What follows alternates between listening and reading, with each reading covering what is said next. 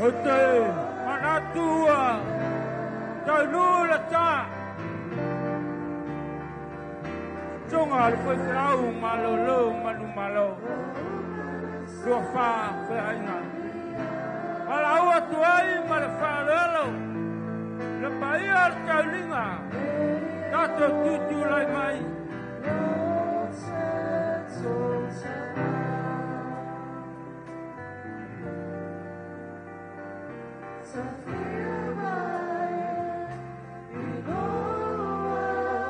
O nei le tuatu maleola. O le fatu tua mai a tea. E lava inot. Ai ola lava ia. Tamata ola uma o e fatu tua mai a tea. E le oti. E o i le whawaba. Awaele ai so tatu e ola o Ieova. E le oti foi se tasi o Ieova. Awa fai tatu te ola. Tatu te ola o le ali. Pea fai e oti. E oti mo le ali. O le nei. Pe ola pe oti tātou o tangata lawa o lea tātou. Wa le mea lawa lea o maniwa i keriso. Ua toe tu mai. A ua soi fuai. Ina ia whaia o ia mali i e woti. Tātoa. Mai e ola. Amu ia e whanoa noa. Awa e whamawhana whana ina i rātou. Awa le atua tumale o tau roto. I o tau whātua tua i le atua. Ia whātua tua mai ko i a tea. E tele mene no kuai i le mauta. O lo tama.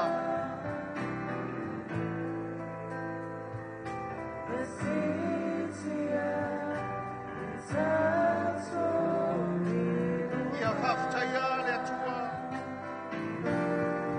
E tamaro tātou ali o Yesu Keriso. O le na whanau o ina i tātou o nolo nalo tele.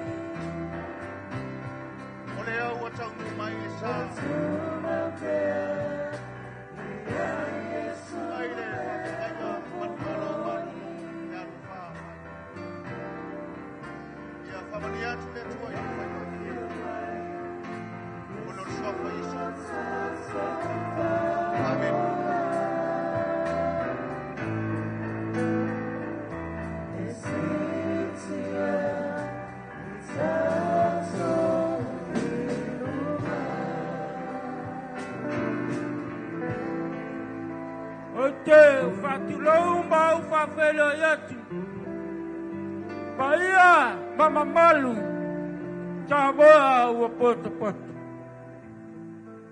My mama tell to your Bahia, Maunai.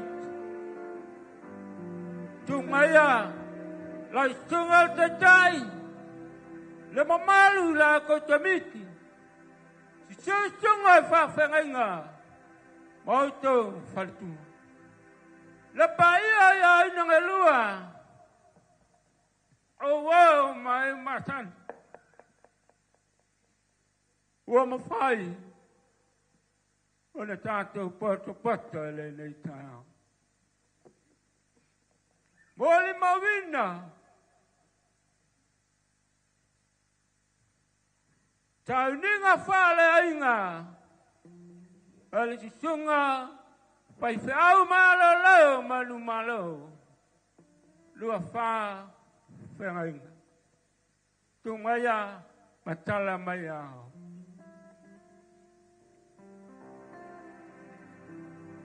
Tato tauni, tato te fa la vinga la tua le tao. Tato talo, anganga paya la mato tuan sini. Afio maya, la mana la faunga le lie. Ete fa tumuina le fale tunga. Wau fala la fanau malau nu'u le tau tunga. Awa ala tua e te tau la vinga ia toi. E te tau la fio le whamanu ma le whale tanga le tua. Ma te talo le lia le mana la fio. Te ea fio I whawhiana e te tano le whale. I la tamanganga la whanau. Te whana ina le lia le tua. Ma te wala au te ngā. O la tua whana. O la tua na mātou ti tupu mai ai. O whae e ti ai o mātou wanganga. A whio mai anganga tae. Paula tim, whamanuia mātou uma ti tono le nei whale. Iai uma tu maula vinga I lau whio. E whaava mau. Amene, amene. Hallelujah. Oi te lo. Hallelujah. Glory, hallelujah. Tatu sabe, deve ingai le tua le ka. Hallelujah.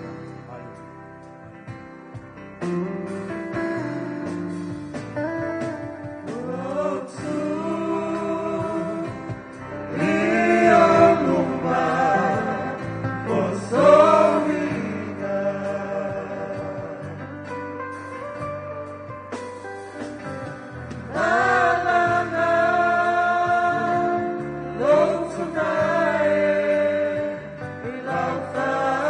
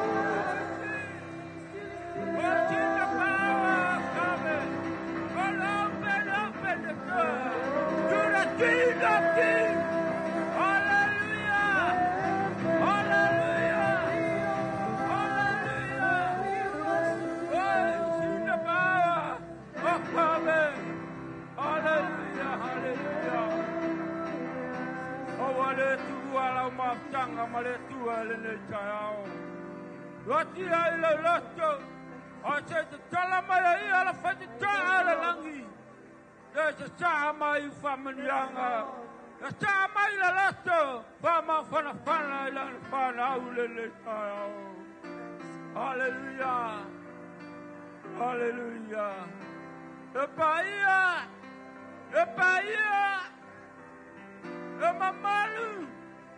Mamalu lava Tama. Epaya la faya la stolene. Epaya la tua la mata Tama. Awata tau. Bola bela vinga ya toy. Ai famata tuli vai uma. Tau la fai va uma lava ya toy le tupu mamalu. Mama to faftai. Wapata le nule le tau. Mato te moli mavina le tua. Le fa amama so mato te mawa mio ya tua I mato e totele. Le wa fala la fana ule le tau tama. Awala finangala le faya so mato loto le tua. Ola ma atangi fato le moana tama. Ele faya ya iso mato pule. Ole pule la wo fiolanga o pule o me umalama le tua. Mato faftai. Kaftai la walafa. Faftai la wangalei. Le fanga inga tomato tomalei. E ala ila ufe au mala ungaluenga. Wa fai binai. le whaamama le Tamā le tua wai la whaiva I la wafio. Ale mātou te talo fio mai ala wanganga paia. Te e whaama whanawhana ia ina ngalua. Whaama whanawhana le tua le whapatonga tanga. Whaama la malama ia tei mātou. Wa uma le e taunia le na whanga mo e ala la whatu ia te e tonga. A fio mai ala umana e taitaina le tauninga le lie. Te iala la whaiwina, pamaria tamata tai, mar komiti, oi tau auna ma wharitua, a mai te aina ngalua, o le whanawa wama e matani, ia whamanuia lau hio le nei tai ao. Mātou talalela lia mangalo I mātou uma, I le tato I e tito visto la mātou alima la mātou whaola, ua mātou wole ma wala au atua. Amene, amene. Oi saloma sa pati via le tua. Haleluya. Pati mai. Aba mai salama ta vita. Na pati o tau nu malaba. Longa vinga, o tanga tau mai tono falele. Pati le tua. Amene. Haleluya. Ya, tama tapo pe. Nela tama tato pe. Nei whamaua lunga e pēr te vinga le tua. Hallelujah.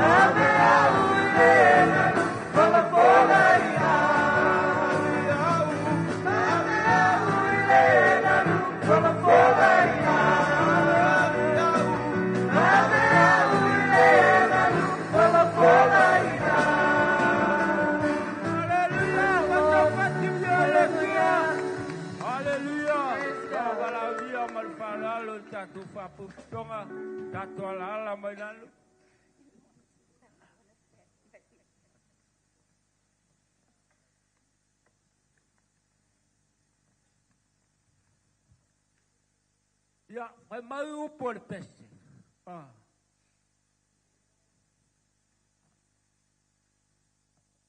Olha a Sofia.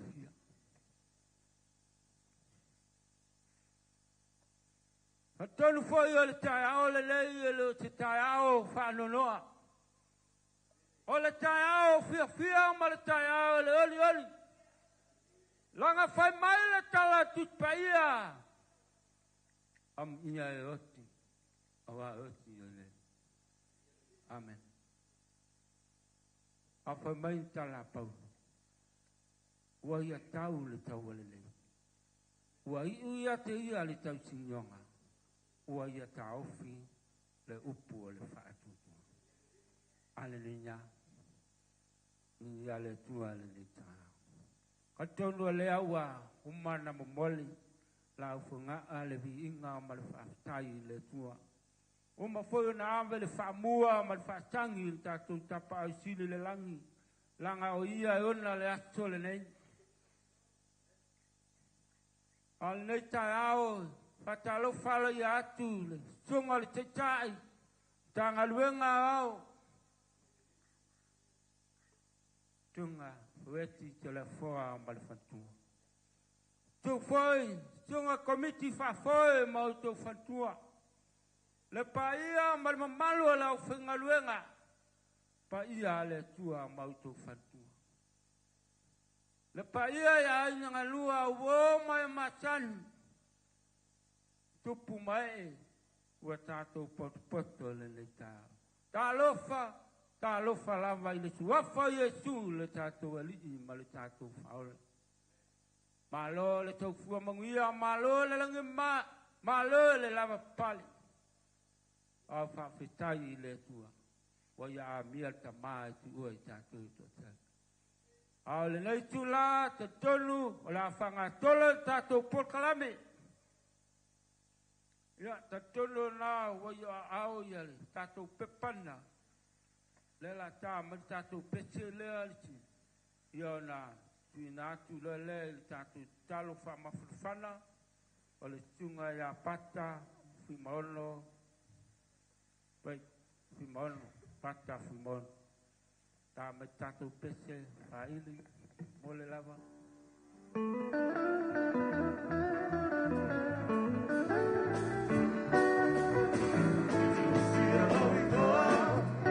Ile langi numa Yesu akamama Ele amasala dalema Ele mafayo nanalo Ole asufia pia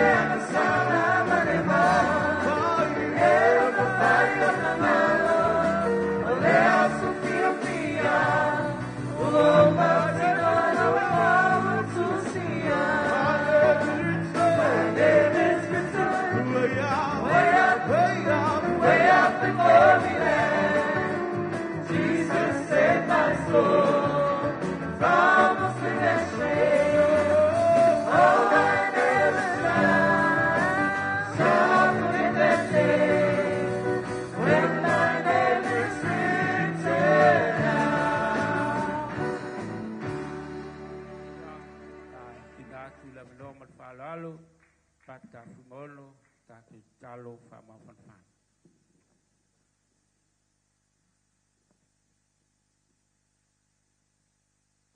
Ia, whaatanga lea nganga pa iyo lea tua. O nao lea nganga pa iyo lea tua e te langona nai le mafanfana. Ia, e peo na ia ili tātou maftanga le ia fiasio le a tātou wifo. Ma wha ma walalo i lumo lea tua le tātou talo. Lo mātou ta mai o le langi. E pa ia lava lau fio. A wao e lava o le atua na e whaia mea uma lava. O oe o le atua o le foanga. Na e whaia i le langi ma le nei fo i lalo langi ma mea uma o loo iai. O e fo i o le atua na e whaia o mātou tangata. I lou lava whaatusa pa ia. Na e mana vaina fo i le soifua pa ia te mātou. Le atua o lou lava lea fina ngalo. ia mātou wola whaapa ia ina, a wa o oio le atua e pa ia la wafio. Mātou te whaapetai lo mātou atua I mea umalava. O mea wa e tā pena ina mo le tangata soifua. E soifua ai le atua I le neila lolangi. Ma tā pena ai le tangata I le teime e toi fo'i atuai I a te oe. A wa e le toi fo'i atu I mātou I le tino le nei. Ai fo'i atu I mātou I o mātou wanganga. Lo mātou atua whaapetai tele. Mātou te whaapetai le nei aso le atua. Wa whātau nuina le nei wha moe moe. Sātu ina atu I la wafio tamai. Le atua o le lau au au na tai. Ai maiser komiti o au au na mawhaletua. Le atua e ngata I leo I mātou umalava. Ai maise le atua, le nofo alo. Loto whaavau ai maise o a inga na lua. O wo ma e masani. Ai a lea wa mātou wheiloa I le atua. Wa mātou momoli atu le taulanga o le vi inga I la wafio. Whaafetai anganga pa ia. Wa mātou langona ina. Wa nao oe mātou te langona inai. Le whaamawhana ina o mātou wanganga. Awa oe lava Yesu Keriso na e saunoa. Amu ia le whanonoa. Awa e o mai ai le whaamawhananga. A oe anganga pa ia. Le atua. E ui na whaingata. Le pele mama mae o mafutanga. Whaamatua manai whanau. Ai maise fo'i o a inga ua mai masani. Ai maise fo'i o lau fe au ma lau ngaruenga. Le atua. Mātou te whalolongo lava I a te oe. Mātou te usitai I a te oe. Awa oe lava o le atua e pule le soifua. Malo mātou wola. O le ala leo lo mātou mafuta le ne yaso. O te wala aua I le anganga wha maua lalo le nei lava taimi lo mātou atua. Anganga pa ia wha more mole. A fio mai alo mana wha mawhanawhana. Se wha mawhanawhana ina le nofo alo. Le atua. Le wha nau alua wha le atua. I tama mateine ai maise fo'i o nei o latou a inga mataito lua. O alo ma wha nau le atua e tupunga mai alua wha. Le atua le nei aso wha mawhanawhana ina o latou wanganga.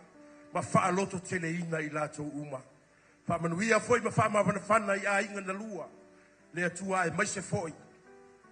O lau matanga luenga ma lau e kalesia o au tamai. Le atua lau au na o le sa mātou au na whatasi. O le sa mātou ngā lulu e whatasi lo fina ngalo. Le atua wa whaia lava lo fina ngalo.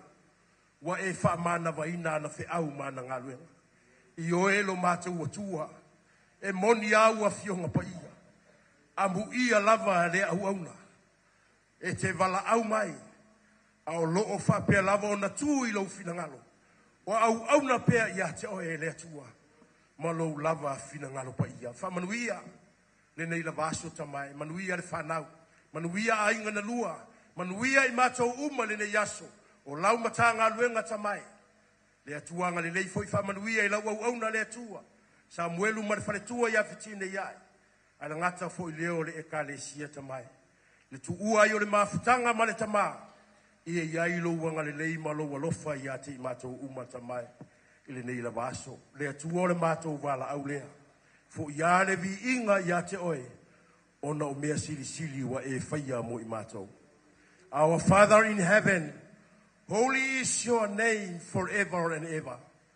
You are the ruler of all things, because you yourself made the heavens and earth, and man is the crown of your creation. It is finished.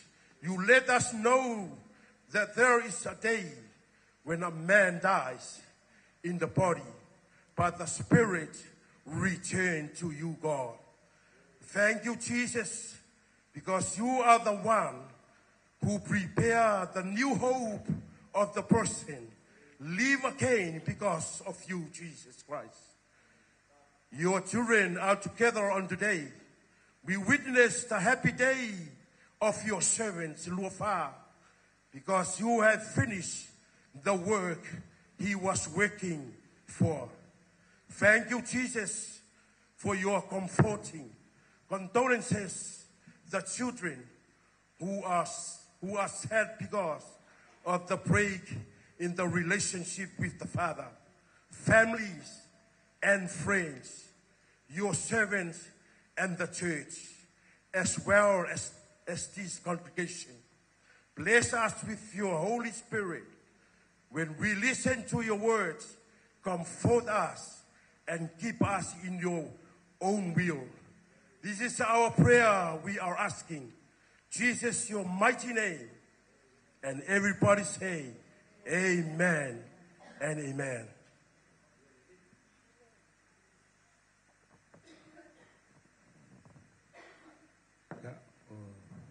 O mai le fe tau vina la fiong pa ia le tua o le tsunga ya te na tafa o ia le la fe tau vina la fiong pa ia le tua fenga vai ma le fenga ka fo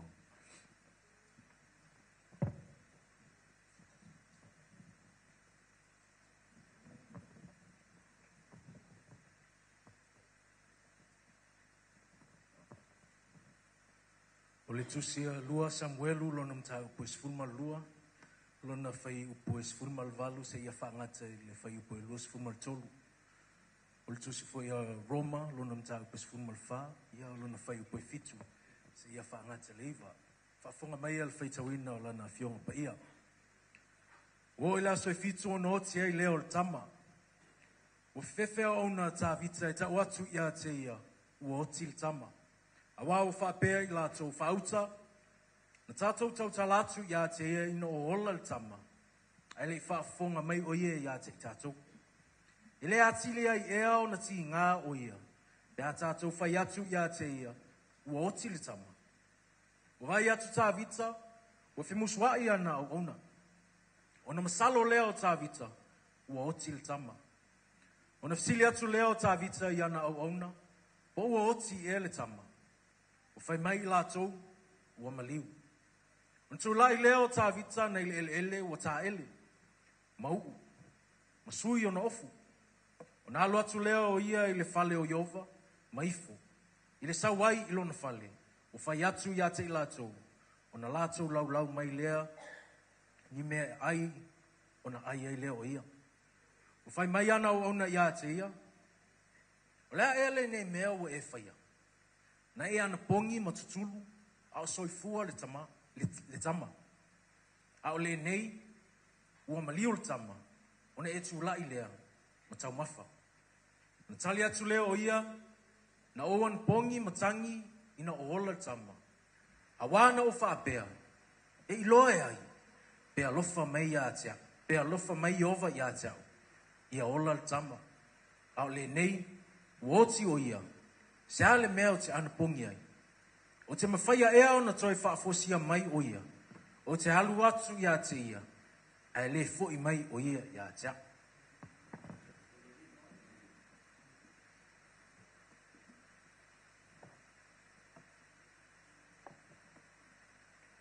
Awa ele ais, so tātou e ola mo ia lava. Ele oti fo I se tasi mo ia lava. Awa a whai tātou te ola, tātou te ola mo le ali. Pe a whai e oti mo le ali. O le nei, pe ola, pe oti I tātou, o tangata lava o le ali I tātou. A wā o le mea lava lea na mali wai ke wiso, ma ua toi tū mai, ma ua soi fuai, ina ia whaia o ia ma li I e oti, a toa ma e ola. Ia whamanuia mai le atua le whaitawina o lana fionga.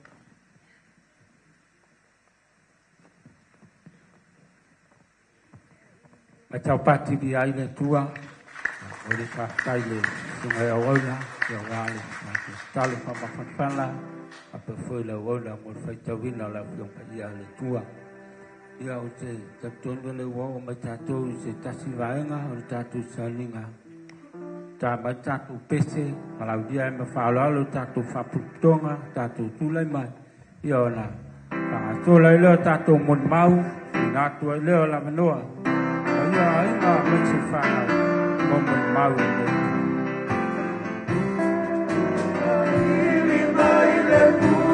Ile aso fadasi, te atafana.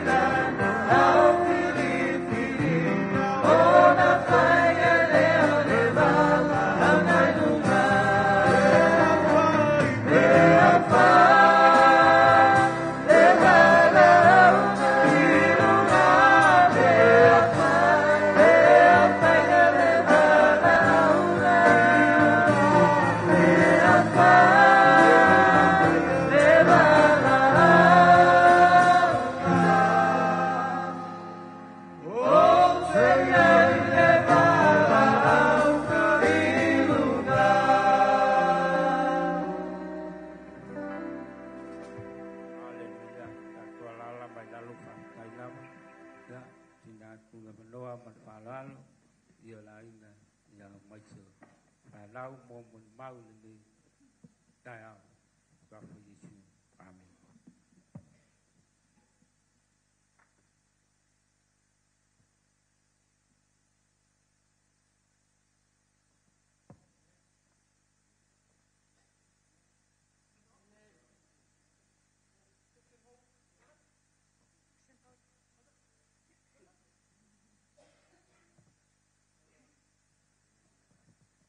Bieleli.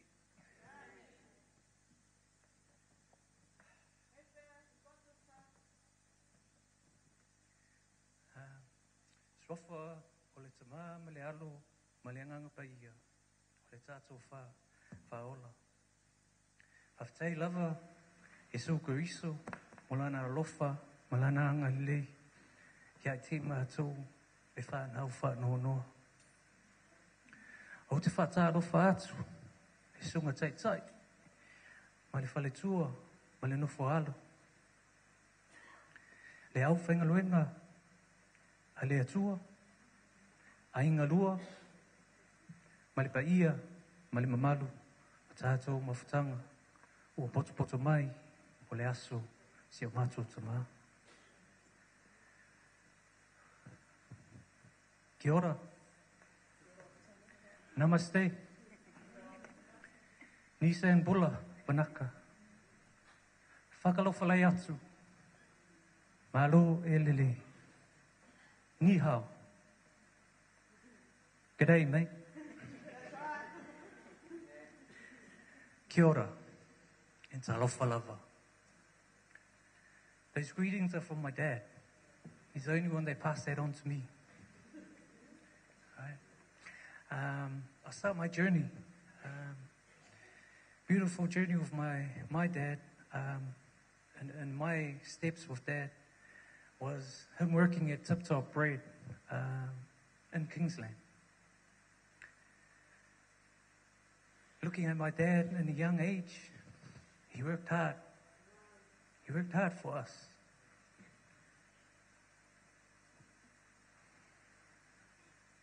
And I think that's where I get my work ethic from, as my old man. He worked 22 years at Tip Top Bread. And every time I go over, he asks me, how long have you been at your job? I said, 25. And then he goes to me, sooner or later, you'll get a company car. So maybe that's his prayers to me. All right? To wait for another 5 years.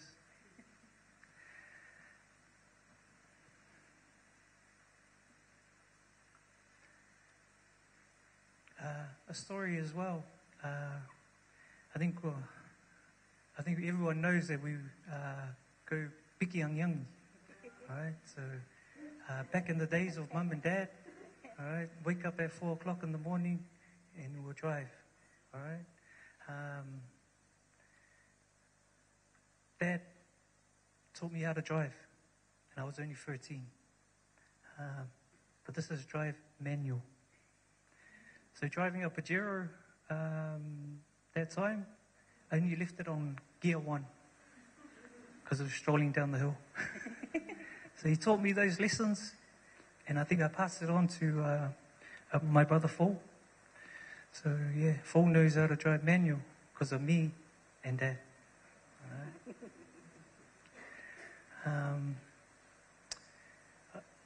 I think 1 year I brought a Skyline. Dad was going camp down to Wellington, you know, as he does. Sorry. Then it was him and Mum. He always has a sidekick. Le sunga ya Simão. So it's all of them. Them three travel back and forth. And I asked my dad, how was the ride going down? He said, oh, mangaya. And then 2 weeks later, I got a ticket. Right? So, but praise God. You know, I think the other time as well, when I played first 15 for Southern Cross, he had this saying to me. He felt called to me. He said, don't hold the ball too long or you might get hurt. So I was pretty much kind of like the same size back at school. So yeah, I wasn't that big as the boys here. So yeah, so that's what he taught me. But then he told me, you see my son, can you stand up? So this is my son. He's only 9, but Dad told me to tell him not to play rugby because he might get hurt too. Yeah, thank you, son. And he told him to play basketball. So I think that's his goal, just to play basketball. Yeah. But working in that those years at Curry Juice or Rio Villages, Dad dropped me off 4 o'clock in the afternoon, picked me up at work at 4 o'clock in the morning. I think the Moli Maus from Sunday last week. He loves to drop people off, pick them up, same as everyone, no matter if it's family or not. You know, Dad's love for everyone.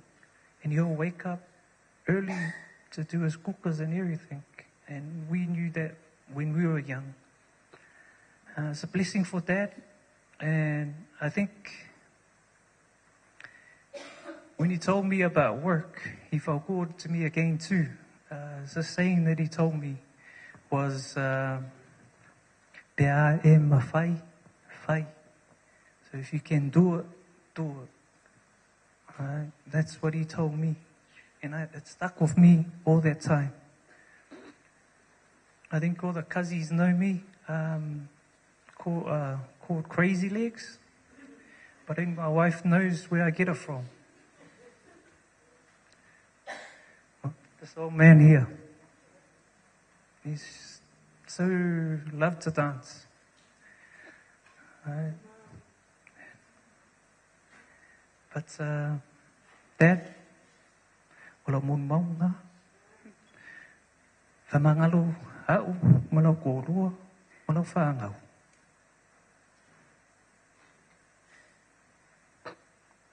Saswangi mai fui ia mākou, whamangalo. Luafa Feagaiga. Amen.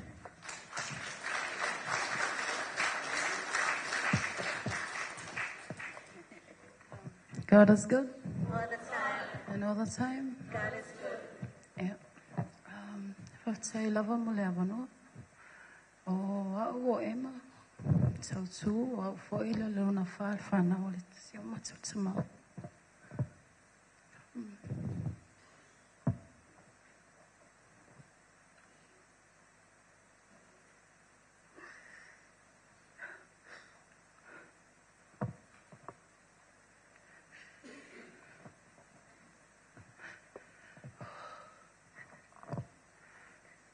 O lo mawhitanga malo sama.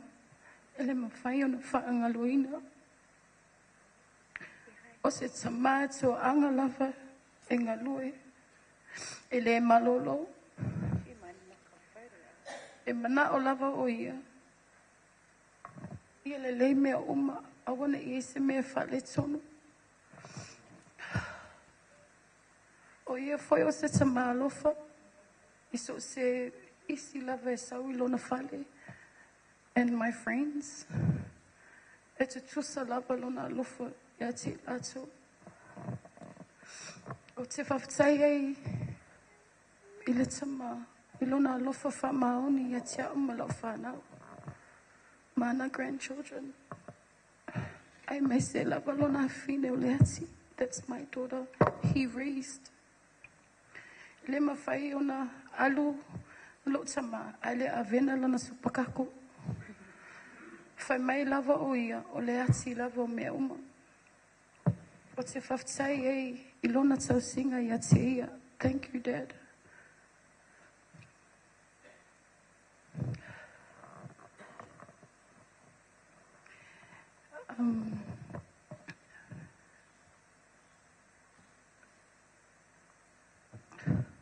Something about my dad that I will always miss is getting a phone call from him asking how me and the kids are and if I needed anything.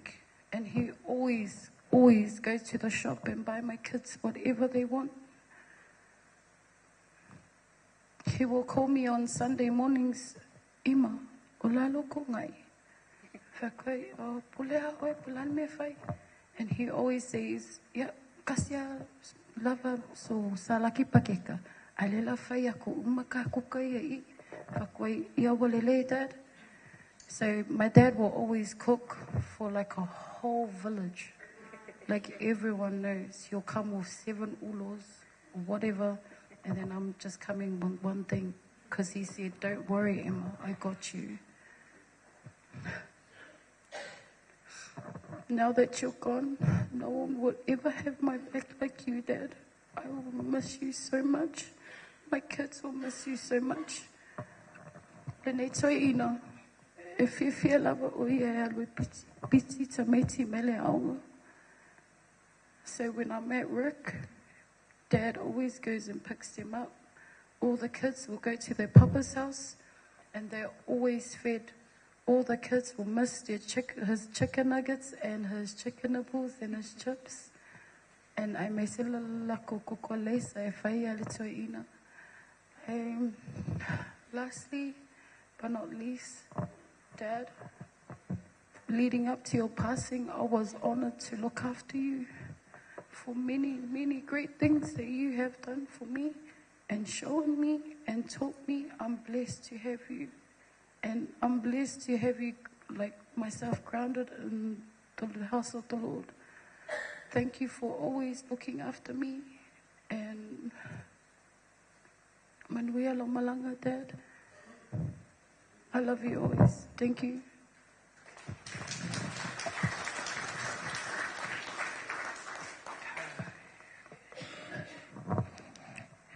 Seems like it's been a minute.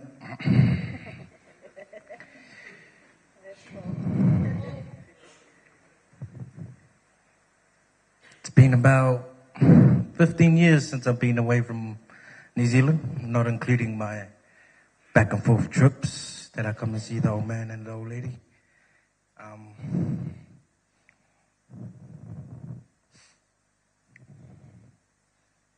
It's not easy. But I chose to go to Australia to sa ili mangmuia. Now I have my beautiful wife, my kids.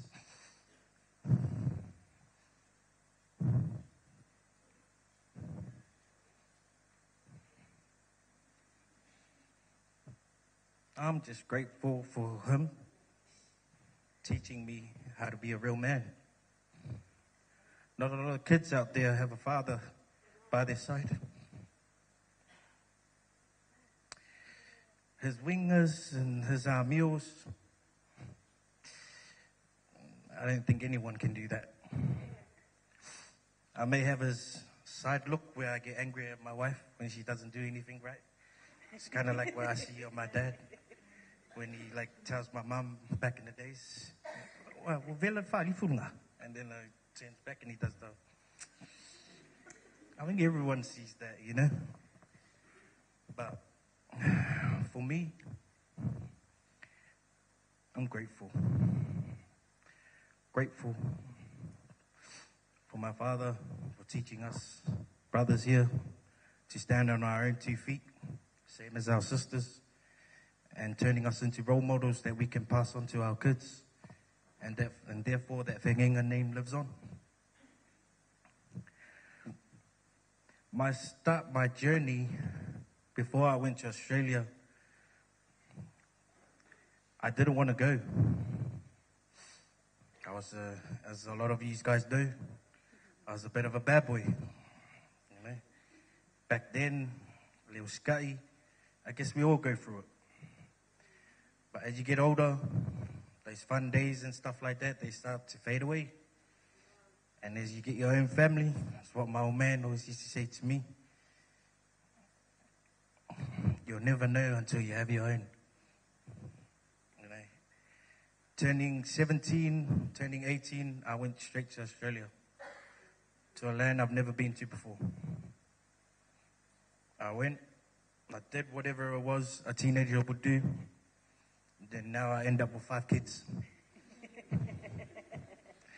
Now I might have to sleep in the other room or the lounge. But for my dad, he was such a loving and caring father. Grandfather too as well. Even though he hasn't met my 2 youngest ones, only via FaceTime, but he shares his love all the time. Every time we FaceTime, we do our talks. And coming to his last days, I didn't even know it was his last days. He musu to me, and he goes, son, ka penga mai loa inga, ka ko ngofo ngi ngusila. And I said, okay, I'm going to come and do it. It wasn't an easy trip until Wednesday last week. And then I got a phone call. It was one of the hardest phone calls ever to take over FaceTime.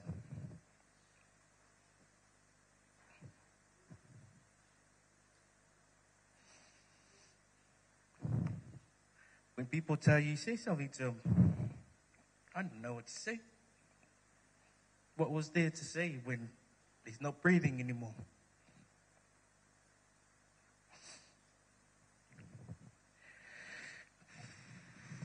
I know this day is supposed to be a day of joyful and being happy. But when you love someone so much and you lose them, not only one, but 2 now,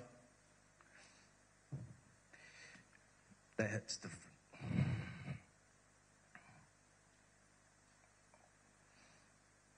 Dad, I know you're here with us today. Guide me, my family, my brothers, my sisters, everyone underneath this temple that came today to see you. Guide us through life. Teach us the ways, like what you've always done to us. Grateful for every second and every day. I love you. Manguelo malanga.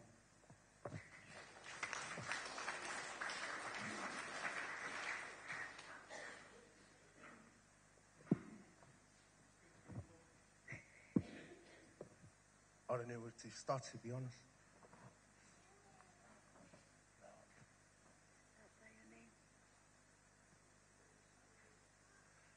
Savia Yesu, ile sataro,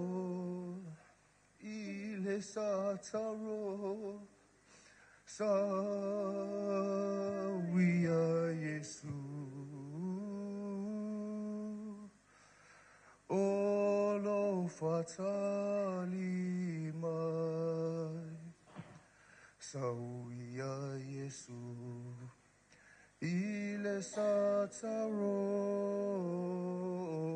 Olo fatali mai, falongo ilona leo, fatali tonua ye faola ina. Sauia Yesu, ile sataro,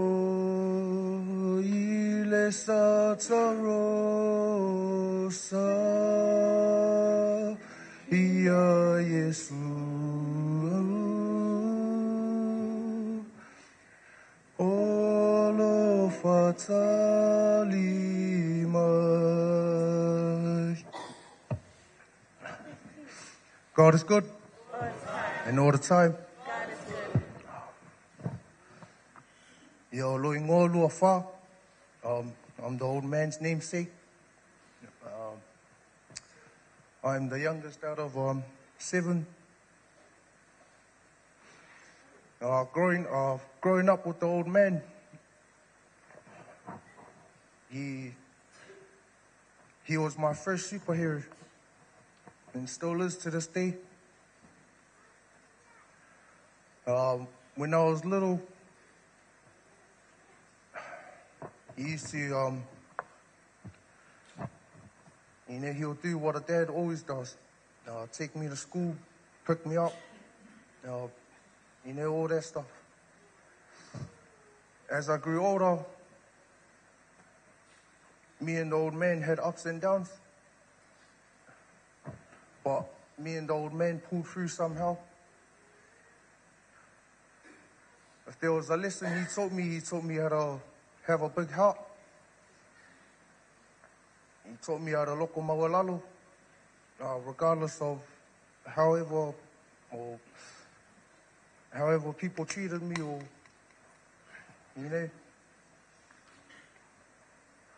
I just don't know what to say now because I got there's no one at home to go to.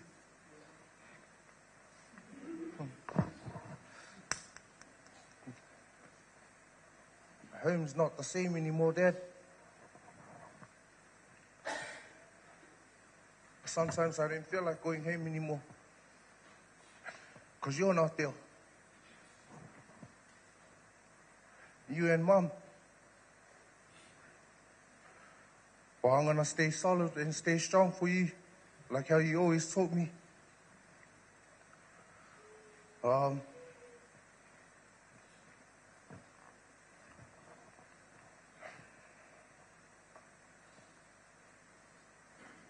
He was, I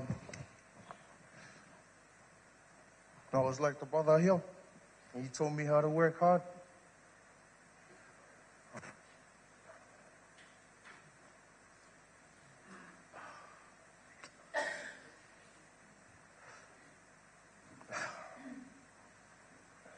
Yeah, that's all I gotta say. Ia manualo malanga, Dad.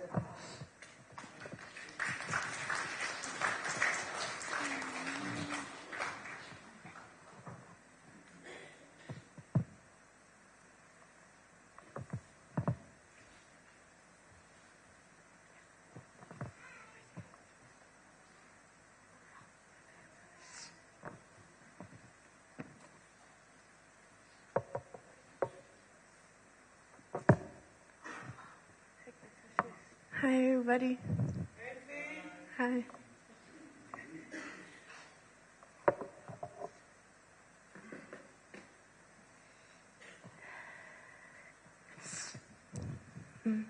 My name is Fee, and I am one of Luafa's grandkids. I will be speaking on behalf of everyone.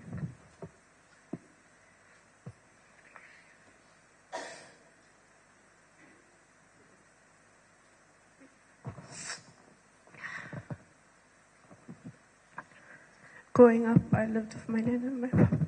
Sorry.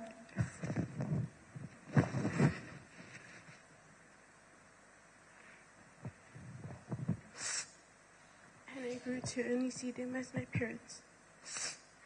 Just a little insight of the kind of person my dad was. He was a very selfless man. Always putting his needs below everyone else's. And before even taking a minute to himself, he was always on his feet doing the most fathers.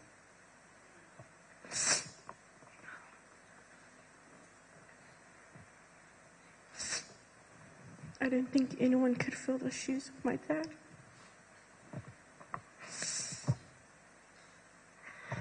He was loving, and he was very humorous, like no other.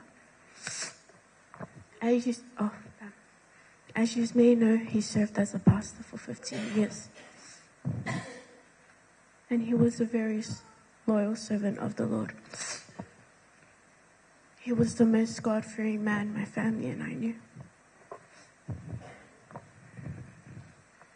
Having growing up in such a strict Christian family, every day I was taught things like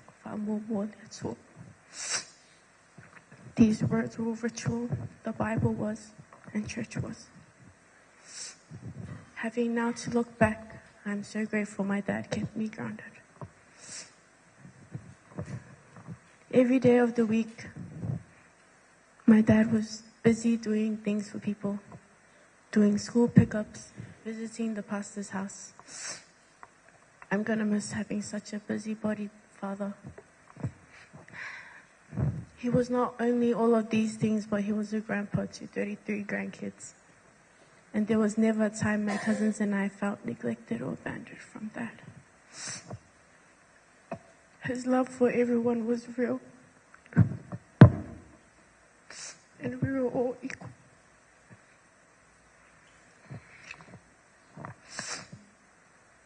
He was a man who gave nothing but love, love that was pure, and it was for everyone. He walked his whole life with faith and was a man with a heart of nothing but love and loyalty.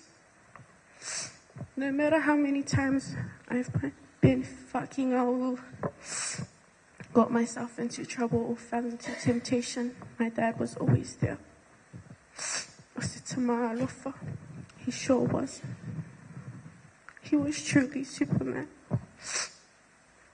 In the end, my dad was always right beside each and every one of us. And that's without a doubt. Our hearts were always full, and we're so happy he has finally reunited with Mum. You lived a beautiful life, Dad, and we hope all of your good deeds you've done here on earth, you've finally been rewarded for up in heaven. Ia manuia te lelo malanga, Dad. We miss you so much.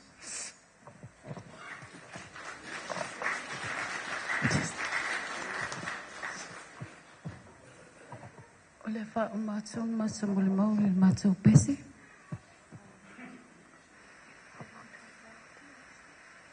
Mātou wha ele wha mau mele sosona.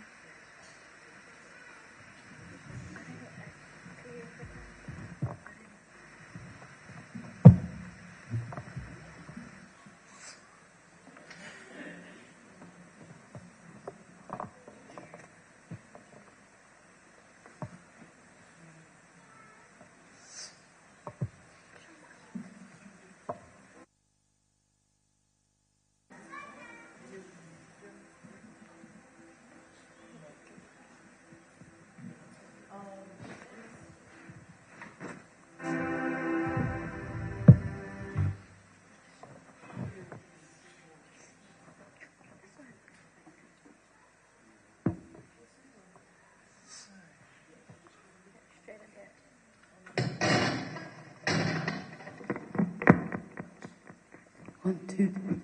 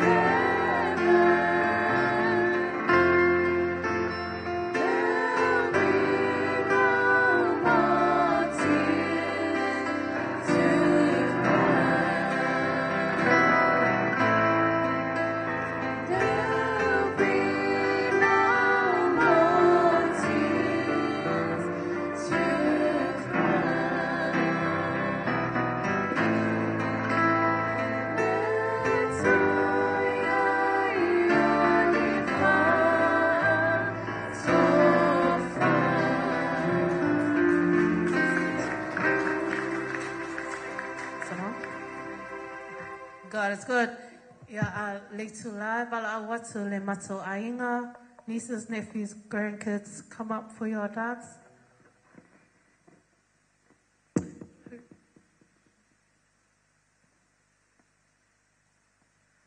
Come on.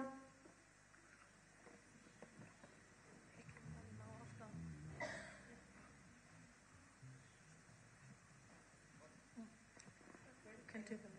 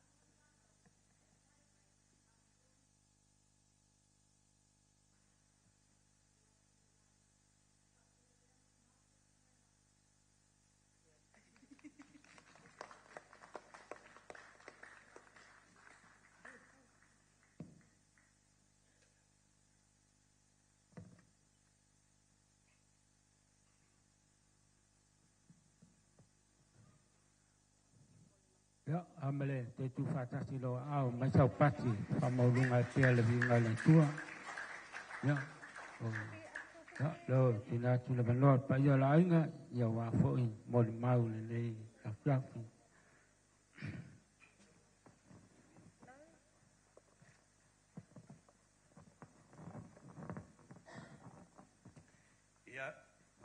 Ya le li le bai ngore aso. Moano pa chulo le nei bai ngor sa ringa ia e polne ia manoa fa pe lo ai twai le sunga le tai tai sauninga le nei afiafi e whawhiangainga ia po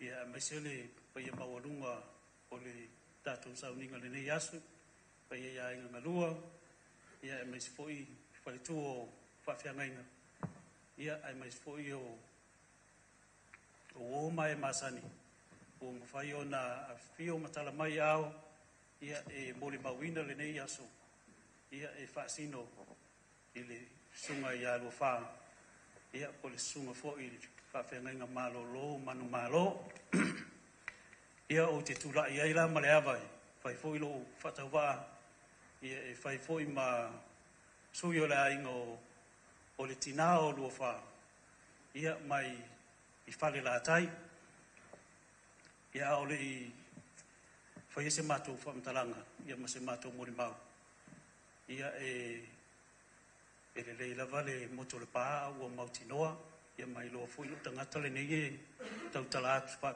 tulou ia o au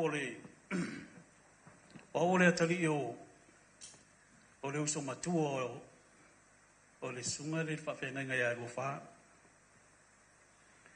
ia o au fui o le atali o le uso matua le o lua wha ia o te tali tonu e le o po fo si lilo ma o si la fia fo ia vaenga e lua o le soifuanga o lua fa o la muli maula o te muli maui mea sa o va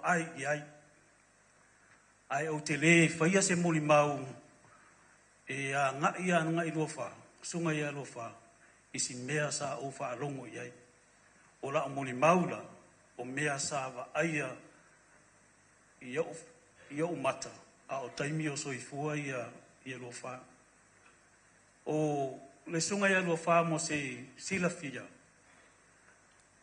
o luafa o le longa ono ai lea o le uso ia lofa mai le lona tina o le ati o le loma tua le o le ati ia mo le silafia e lua anga aitu ia o langa aitu muala o le ala e eo na uso i e to lima molona tua fine e to tasi le ala e mato le ala e lo tangata le nei o te tau tala atu a o le sila aitu longa lua lo matua le o le ativa wa fa umi le swafo le lo matua le tina o le ati luafa o le ativa ia o le ala o le aitu longa lua la ale lo matua le o le ativa le ala ia le ile o luafa ia o le mea monia ia o luafa la o le wii o le whanaunga ale lo matua le o le ativa ia na usunga ia e lua ia o le ale o la sa whamtalanga i le tūlea o le sivaenga o le soifuanga o le lile o lofa ai o le a whaasolo la muni mau i taimi sa whapena o na vaai ei o mata a o tuputupu ae i le nuu nei o whale lātai i le nuu leo le lo matua leo le ativa ia o te la ititi a e sa matua sa no nofo ala lo matua leo le ativa ma le toi ina ma si o na to lua lea o matua la i o luafa ia le toi ina fo i peo le silfia o tuunga lua Feagaiga ia sa no nofo ala i whale lātai i le tuputupu ae la o mātou nei o le whānaua a le uso leo luafa o le uso leo luafa o longa ino le ala li o lo tamara lea o ia voile nā lea sa matai i tutonu o le mātou a inga i whale lātai i le suafa leo le ainga o le anai ia o le la sa wha manu iei nā ia le tama lea lo matua leo o le alali i le suafa leo anai le la sa mātou sa nofo i la lo matua leo ia mastoi ina leo tuunga lua ia malua whai taimi leo la i titi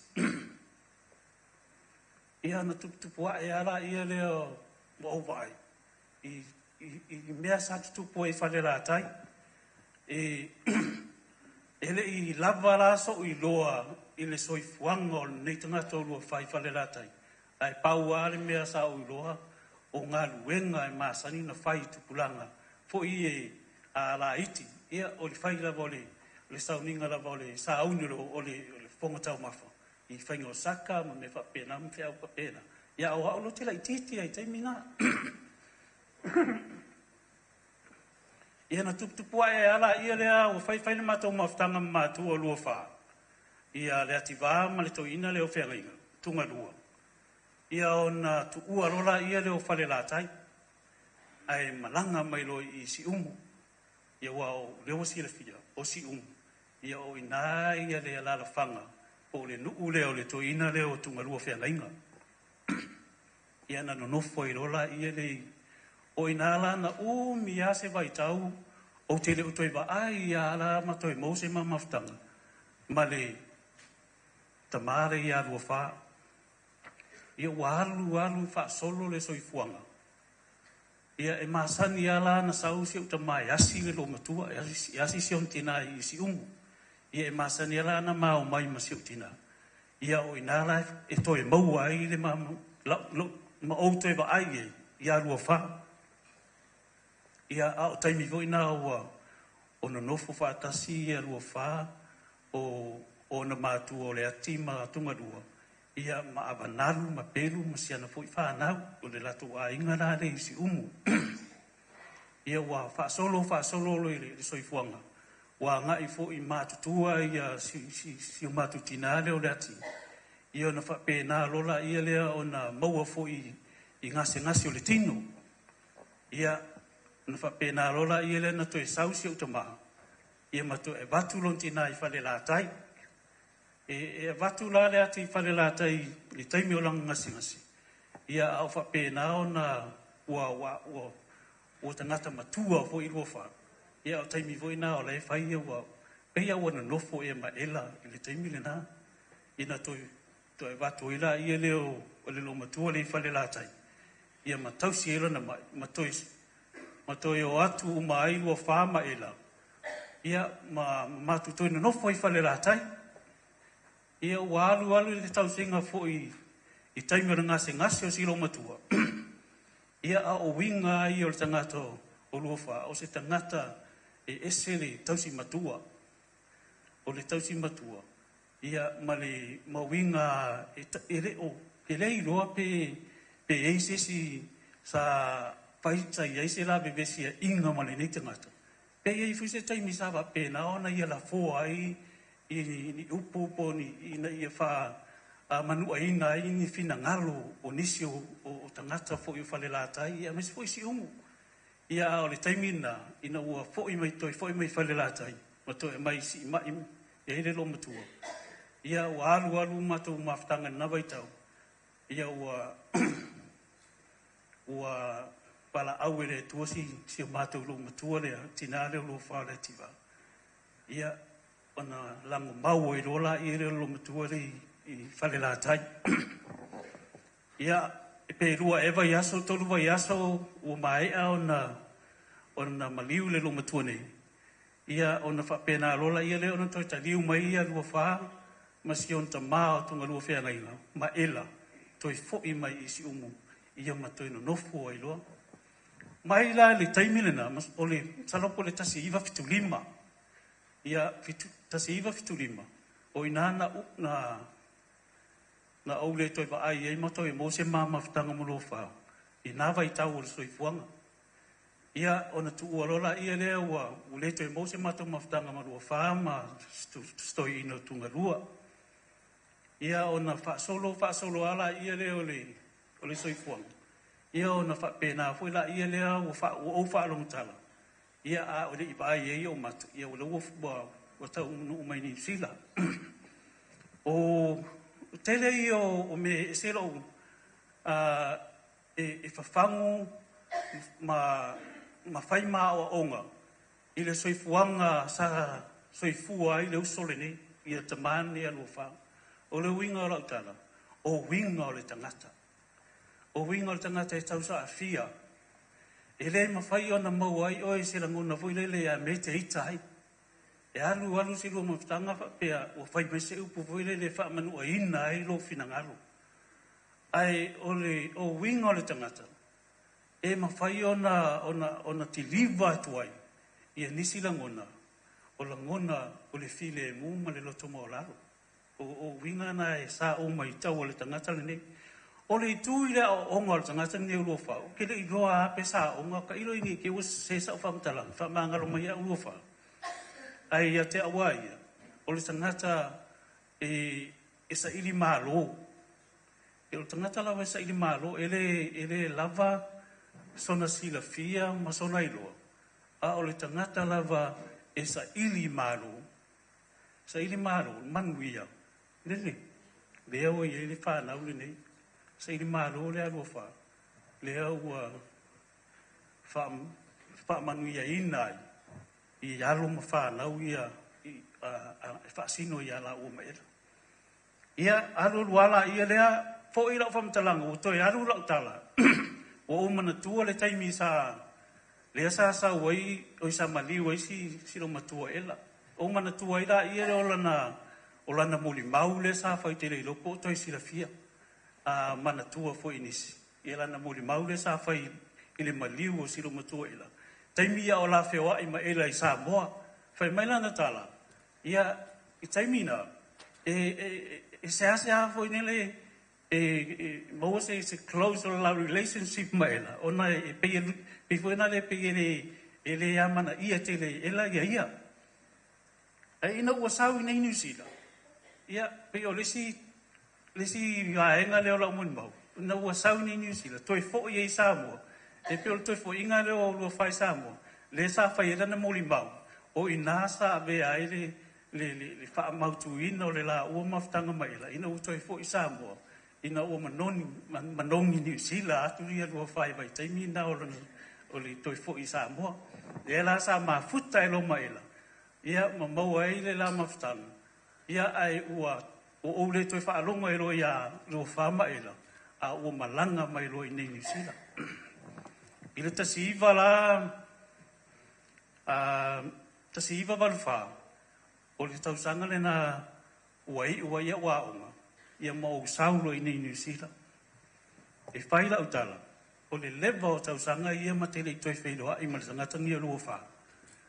Ai le ma whai o na ABC ai le alofa mareanga le leio le ni tamai alua wha. I wha nau o lo nauso.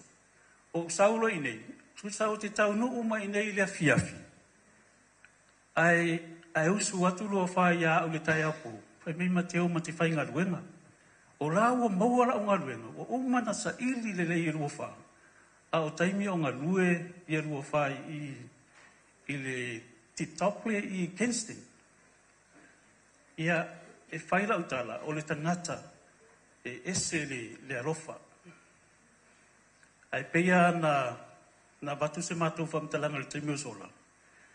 E arofa. Ai ro afi e te tonu i le ati na e ina tamu whai ati na e ona ainga e le ngatara ia molona i tuisi umu a o lona i tu fo i whale latai le ala e ia o nei o lona sa i linga le molona alofa na maua i la unga luenga o la unga luenga le na o te le i toi fo i ai Samoa ai sa pa wau ia ia na ngā ruenga le nei sa ili e ta ngata le tamale nei a rufa. E whai e rā lau tala. O le tangata pe no whai atu. O te i loa pe sa o ngā lua whai Samoa. Ai o la u wha longo i le ngana. Wha perita ni a lua whai le taimi le nā sa mawhinga ruenga ina ua moa. Maua la unga ruenga i whale whalawa le i Kingston. O le matua pea o le New Zealand born i ngā kangi ulu o whai asola i le ngana le tangata. Ia o winga i lea e tau mai ai e tau sini o le tau mawhai. O le ale le winga o le tau mawhai o le nei tangata i alua wha. A wase manuia o na ainga. Manuia la i o na ainga. E le ngata la i le se manuia o na ainga. A o o leisi aitu o le anga malu. E anga malu ma file mu. Ai wa o le upuai e le saule i le tuspaia. Amu ia e file mu ma whaatupuina i le file. Amu ia e anga malu ma whaatupuina le file mu. A wai whai mo lātou le mālo le langi. O le winga la utala ni wha umi sa whamtalang. O winga i olo whai rona anga malu malona file mu. O le awala lea sa whapea o na maua ai le la Feagaiga male atua. Ina ia tau mawhai e sa ili se awala e mawhai ai o na ofoina lona soifua. E ngā lue mo le tua mo lona finangalo. Lea la sai ai. O awala ia o winga o Luafa. O le file mu o le anga malu. Lea sa whapena o no foina e lo malona soifua. Ma tō fia ai e le tua. E whai ia. Ma au auna. E whai le whi au ma le finangalo le tua. Te masalo le awala lea. Ai sa ofo lo loto. Sa ofo ala loto ma o whapea. I vi iane le tua. Ese le manuia ma le tele o whamanianga. Lea ua maua le neitanga tō Luafa. E ala e lana au auna. Ina ia manuia lana whanau malona ainga. Atoa. A o lana au auna foi. Ina ia whaia ia. E whaia le fina ngalo le tua. Ia. Le ala wai unga luenga le. Sunga ili tamai a Luafa. Ia a o lofa pe nā lava. O na ngā lue pea. E whaia le fina ngalo le tua. Ia. So mātou moni maule a pupu Luafa. Ia. Manuia lau whainga malanga. Ai ei fuli taitanunga. E tere o whaanoa noa ia. A ngā ua e fia. Wala voila la whaakari maia e lanua. Ia lawa lua mafuta e runga. A ia manuia lau whainga malanga Luafa. Ia tātou wheloa i fwoi se taimi. O le awha pēnā fwoi ona wala awina mātou e le tua. Ia pe ao vole teimi ua tau ai ona mātou whioti le neila rolangi le tu mau. Ia manuia tere lau sunga le saitai. Manuia sunga i Feagaiga i tau pai i tau langi. Ia matou whaletua. Ia manuia fwoi. Ia pa ia ia inga ngalua. Ia e mesi fwoi. O e ua suma fio mai. E mori mauina le nei aso. Ia uasi o mātou tamale i a Luafa. Manuia le malanga Luafa. Ia manuia le tātou sauninga le nei.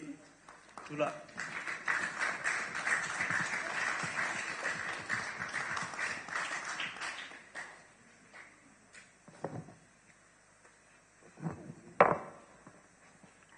One.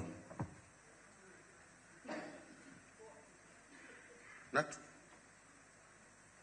Sofa man malolo tātou li o Jesu Keriso e whalofo whātālofa toi pai ora o staulanga. Ne e fiafi matanga o fie ma le langi le lei.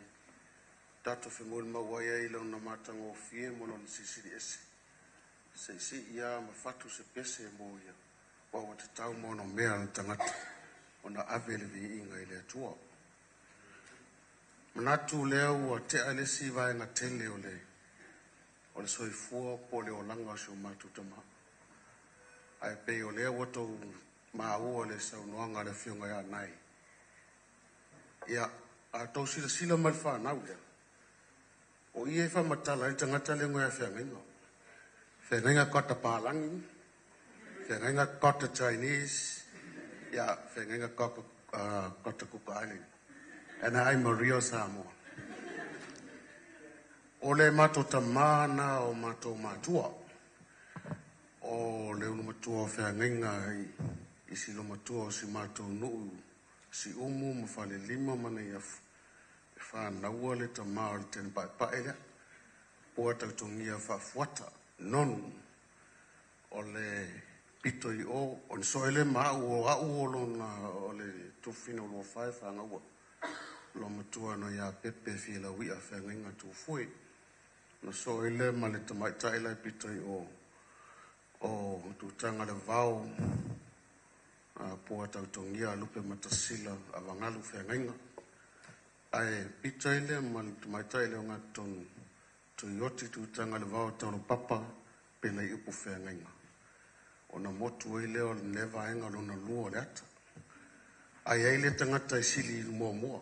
O to ina e tolu a mea na taalo e to ina naso. Ia le ala ua motu le vaenga le mora tu se fia peno fai atu o au o le tama to fine o Luafa o lo isa moa le terminate. Ia o lewa tele vaenga o Luafa o tau whaafonga i. Ai au pese le pese a suma le iwa le kalesi metis.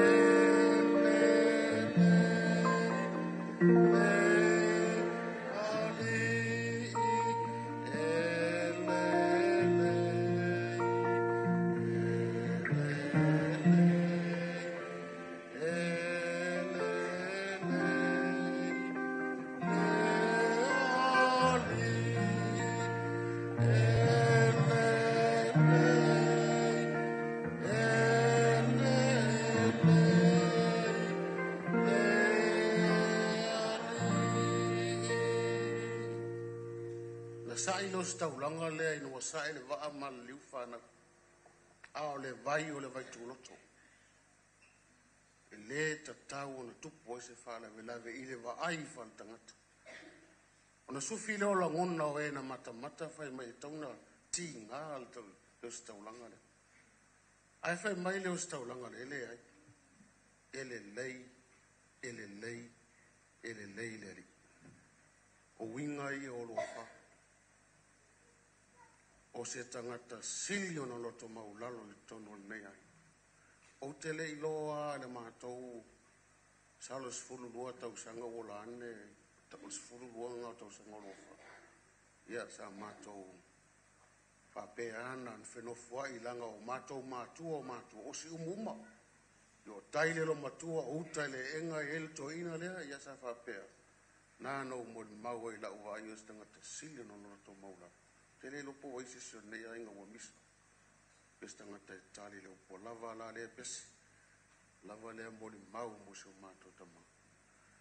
A le asos fulu ma le fitu o le masina lindei. Ina wa uma le fono o kofe initial notice. Sau ia isi umo isi o tina. O no vili mai lea wa no walu matala noa te mea te le alu Samoa ma. Masalo le toia fiafi lea na whawangoa e lea li. Se toi feo fofua I ai lau. A lea nganga sili na tumu lo loto whaftai lea tumu. Tali a lo wha le upole. Lo tua fine pele. Ia iai wha malolo ma lea tukua lea tumu. Lo tu fine pele ia fa malo longa le tua ia tu faftai la sunga Tamā Malolo Manumalo we to ase matu pala pala wa sutina le masa sala o mato loto upu mana vaina o to la fai ngal wenga upu ia mai le langi ola I tanga tau nula uva ai le te o le lua I le asof lulu aso sumba le ipa E whafolo lau ta vale ma le whaitotoa ma la vale le malipone. Ai bilo koa tu lofi. O tere italia le vili mua, ai wo ula ngona. Lo sau ai Samoa ma la ngona lea. O olo na taimi langa, o lana toi upu matalunga ngai Samoa, le tu vili me Samoa. Wa fea te tau no mai. Aso lulu la suiva lua whao te otua. Ai paula le taimi wa vili atu ai fi messenger. Lau la ngona le mea wa tupun whaatawha ta vale ngō tangi lea. O le vili whaalua tō fi no talia. Lava le oso te foi ma ulea. Luafa. De ma whaina whaangalo hina o i o mātoroto. No tala no al whanau. Salo tasi lea tupulanga al mātoro no silio na longo ao nga tala si mātoro. E loa umai si umuiei. Me tutono al moatang e la ingo ela ma le a ingo mātoro. E leo se longo a fu i le vane e Manumalo le tua ma le uwhainga luenga e malo vale. Aia a wha upe lua whale tam tito le matonu. E matua e tangia. O le matua e sifi o tau whasi. A wha pere lua whale tangata i langa mua tu loe. E ai ele whiawhina e li wha pere e sao. Ia na atalea. Pe o winga ia. Pe e whaifo i le sao e li wha peoso na maa. Losi na te mau e lista ngata. Ai e ona walanga nga me kokianga. E wo fiu e whataitai no wha pe whaseila o te ngata. E awa sta ngata e sili ona alofa ia mātou. Mātou mai nei, kei loa i mea whai e lai. O uwa ai le manui o le whanau o iai. Tali le li. Tali le atua le ti ngā sa me le mativa sai. Nanga no uwa ai le mea nā fua ilu nola. O se whale o lava turu. A lea o manuia whanau ma nei ai. Whaftai le atua. O te whawhetai le atua le soifua lo mātou ta mau. O mawhai e na toi whiso tai lo mātou ai ngai te mimei. Kasi le atau o le maliu no whamtalai whanau. Se toi mati lo tātou ai. Se toi pou le ainga sa whenga ngā. I o vala i no fuanga mana no foi. Au leo a mia lo tātou ta masi o toi tatu whaasoa. Whaasoa la ngona, whaasoa manatu. Ni a tupu maola li tātou ai. O mi o lau solo na whatu. Au lava whai upo e tolu e whau mai lau tala. E sisi o tau e hital no. Lei, e se lele lei o na i o tei. Talofa le lupe na olo o i buli vaima mo to tofinga. Le lava o lele i le atua molona ai. Ale manu na i matamata nofo mapata. Ta lofa wai le li. Boa sona nofuanga. Ale pepe sa utu vai i tau mai no mau. Fo ia ina wai no malie. Talo sia ia moa so no fuanga tuma.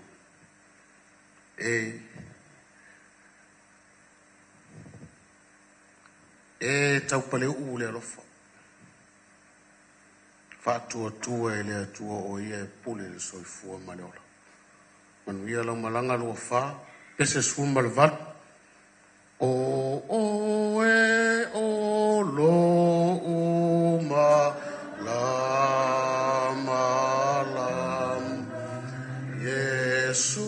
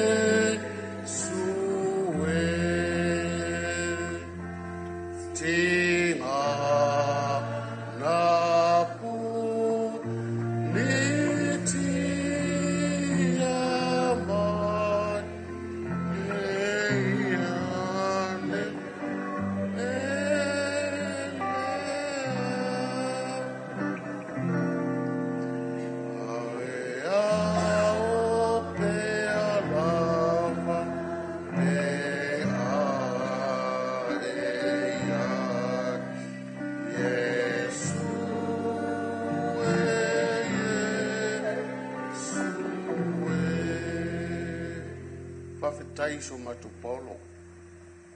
Whaeongo. Tu puola mauta. Na fua le tupuanga o ela. Na soa ai le ngaruenga le whaiwhea. Whamalolo watu pēr whaina isi seo so matu tamo. Manu avi whale. So tofi ngalo. Lo wha. Le uma le alofa so tina. Ma tu o tene ya joy. Pena ia le langi lau malanga. Alu ma le fia. Manu ia le whanau, manu ia le potpatonga. Ai le matua inga le to ipa isi si mai si umwe fia mo le mau. Manu le mo tato wanoa pe tasi ia pe isi si ale ia. Palava le matoi. Ia o le wasu mai le talainga ia tungalua. Ia lea. Umon matomo le mau manu ia tele le. Pea lau whainga ruenga.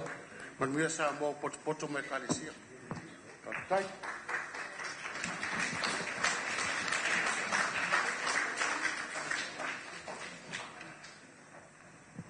God is good. All the time. As a party via leto le netula.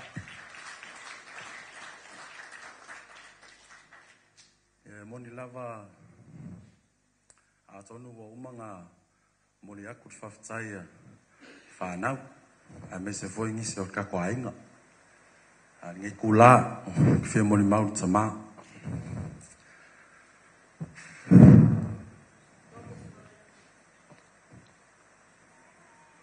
o ke loa mau ke mauti noa o lau Tamā o Tamā e oti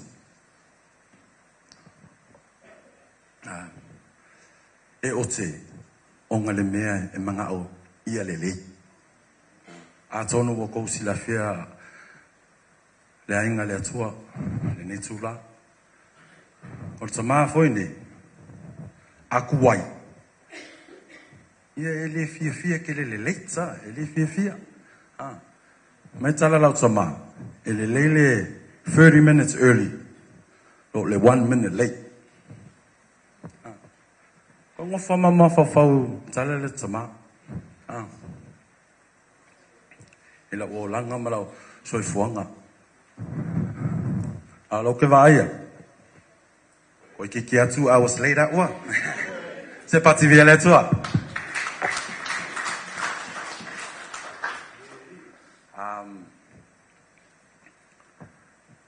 My father was a loving man. I'll always be grateful to have a father like him. I'm number 5 out of the 7, and I'm probably one of the hardest that my father was looking after me and teaching me. But in my life today, and where I look at where I am right now, if it wasn't for him, I wouldn't be the man I am today. I'll probably never be able to fulfill his heart. And I know with all of you guys here, he probably touched each and every one of you. And I'm thankful and grateful for you guys here today coming to celebrate his wonderful life. So,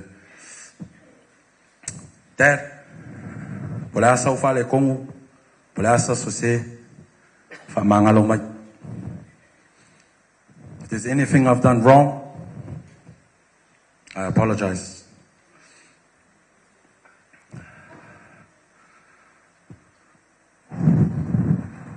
God is good, God is good. God is good. So, how long do I have? E pulea ua. E pulea. Au kwhaftai fulea inga lea tua. Au auna mo tu whalitua. Te a kono mo tu whalitua. Awale pa ia lasi o poko mai le ne asu. Whaftai lava. Whaftai mo alofa. Whaftai fulea inga ngalua. Whaftai mo upu whaamalo si au. Whaama whana. O aso whapengi. Amu ia. A po feo iai tātou. In my upbringing with church, Mum will always be the one that say, "Aluliloko, go to church, go to church." Dad was never pressured for us to go to church. And then fast forwarding my life with Dad, me and Dad never really bonded like a father and son. But until I was able to open my eyes to see Jesus, me and him looked at each other like usos. We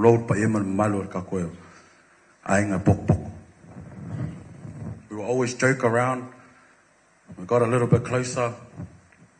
The times, even in my career, he will say, "Son, never ask people for payment.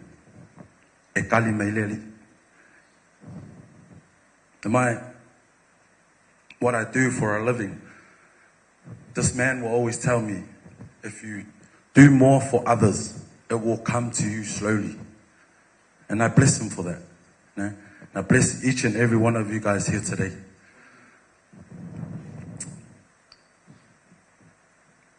I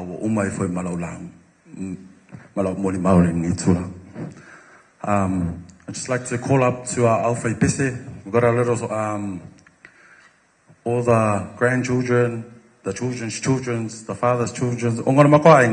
If I sing a call like Kiki, our team, we just got one song for you there.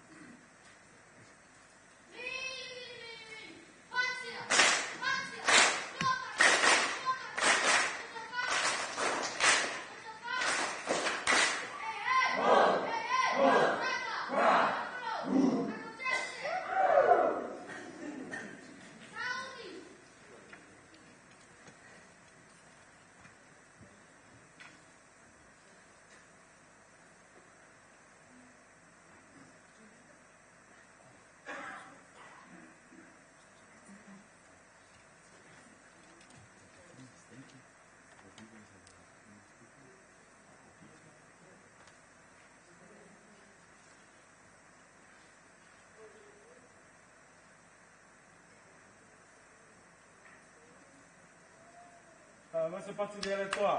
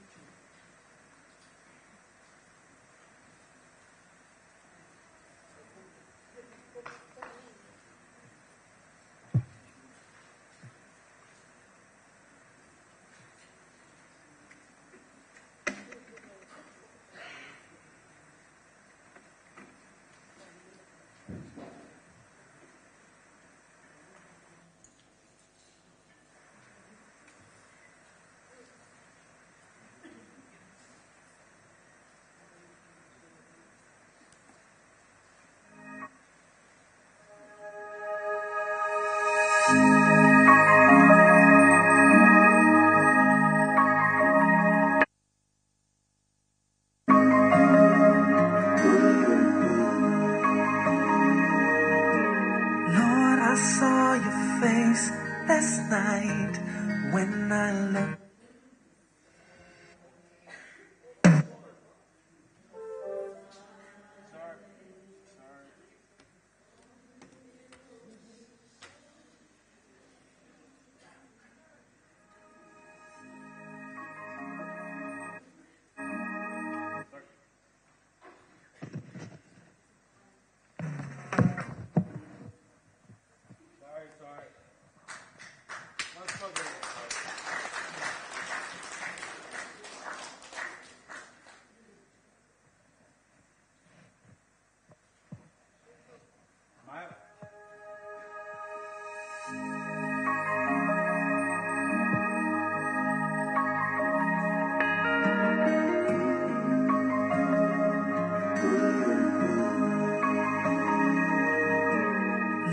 I saw your face last night when I looked in the sky.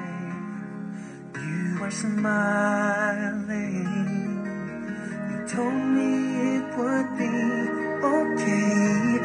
You would make a way in my dark times. Every time I hear your voice, and every time I feel your touch, lets me know that I can face tomorrow one more time.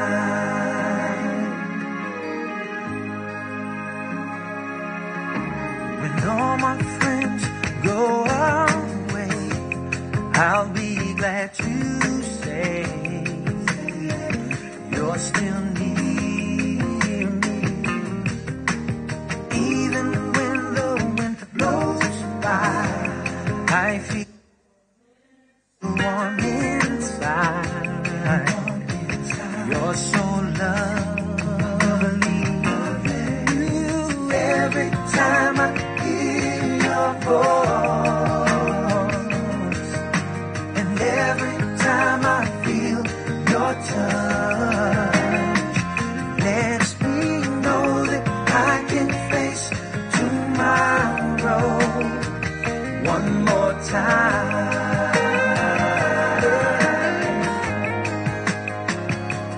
I need you, don't leave me. Without you I can't survive. I need you, don't leave me. Without you I just can't survive. No, I can't survive. Every time I hear your voice, oh my Lord, yeah. Every time I feel your touch, I feel your touch. Lets me know that I can face tomorrow one more time.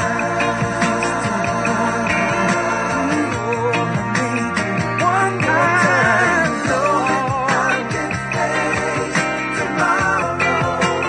You will walk me through my pain and sorrow. Yes, I know I can face tomorrow one more time. One more time. One more time. Yeah,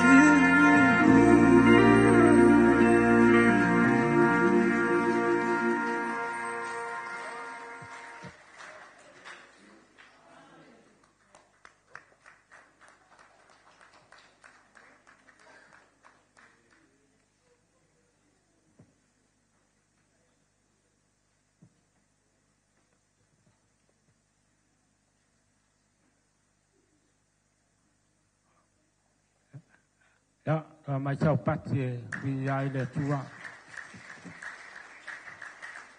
Mai chau pati vi ai le tua. Amene. Ke nofo ai. Ke whaalongo kua. Ke pia le musu mai te sia kia. O mai.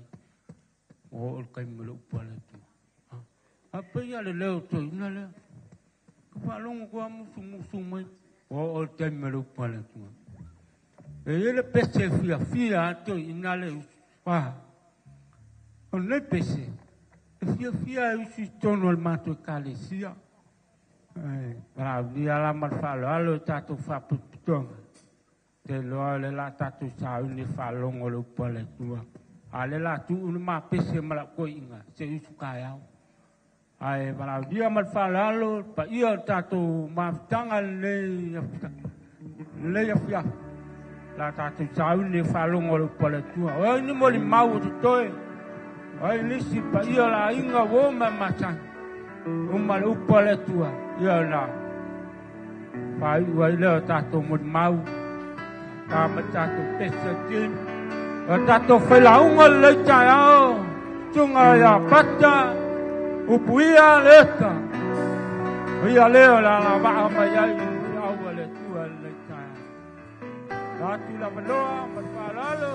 Lai tunga fai launga.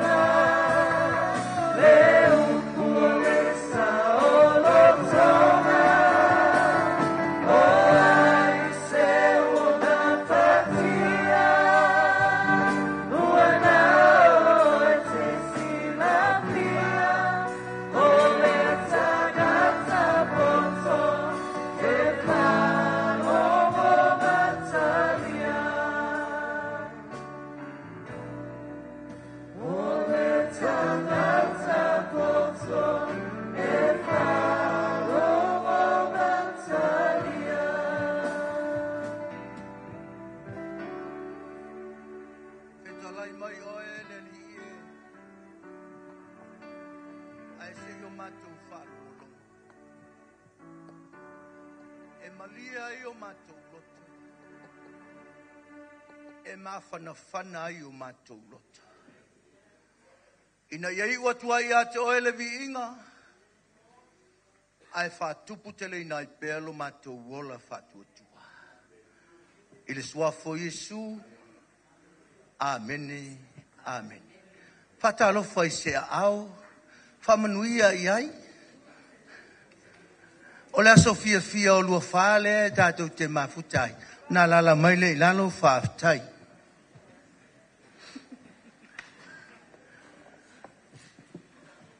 O te mua no whatalofa. I le paia o le atua tau tas paia. O lo afia o le mea nei e leo wa aia o tātou mata. A wā o ia e ou le malu. Ua tātou poto fia fiai.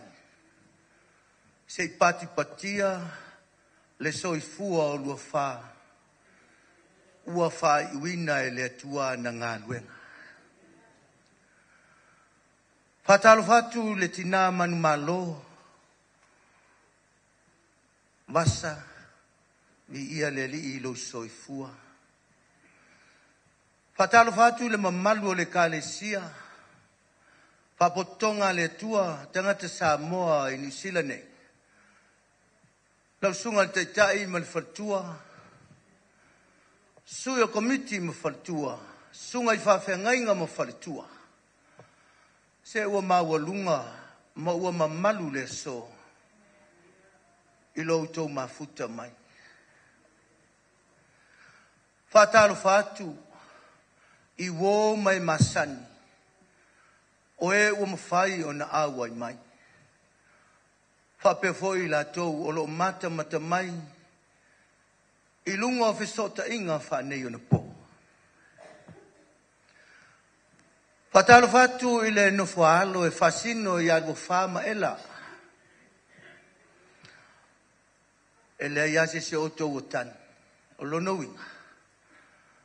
Lava matutoe le ngā luenga sa whai e lua whama ela. O lea ua o atu ua na o tau. Malole loto tele. Whatalo whatu I le paia o a inga ngalua.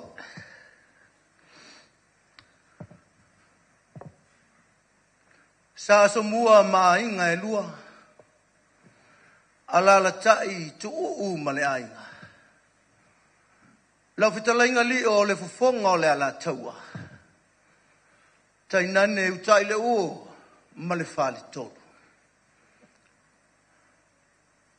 E whangata o le e mai ta watu. O le susunga I le whaiwhi au Malolo Manumalo e to whe umona I tuelua.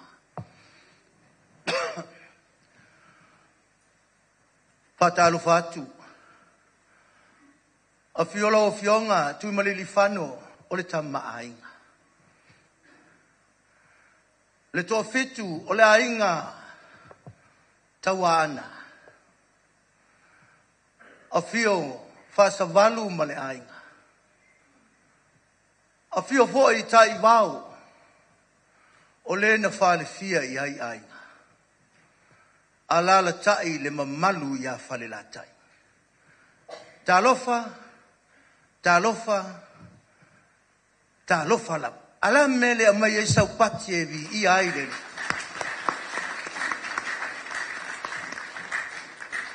Ta tono le mitamitanga lea o le tama lea.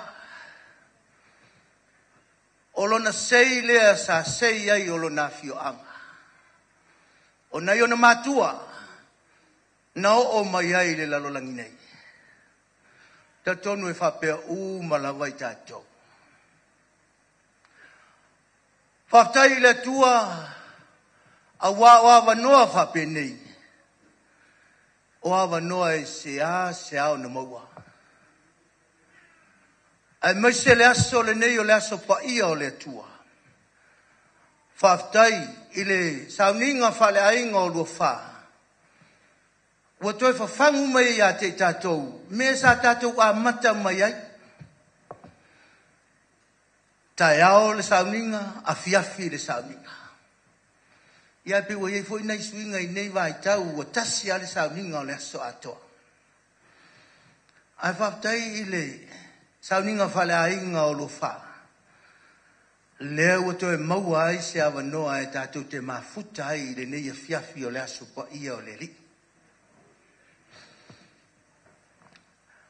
O le aso le nei o le aso na whai a Ieova tātou te oli ma fia ai.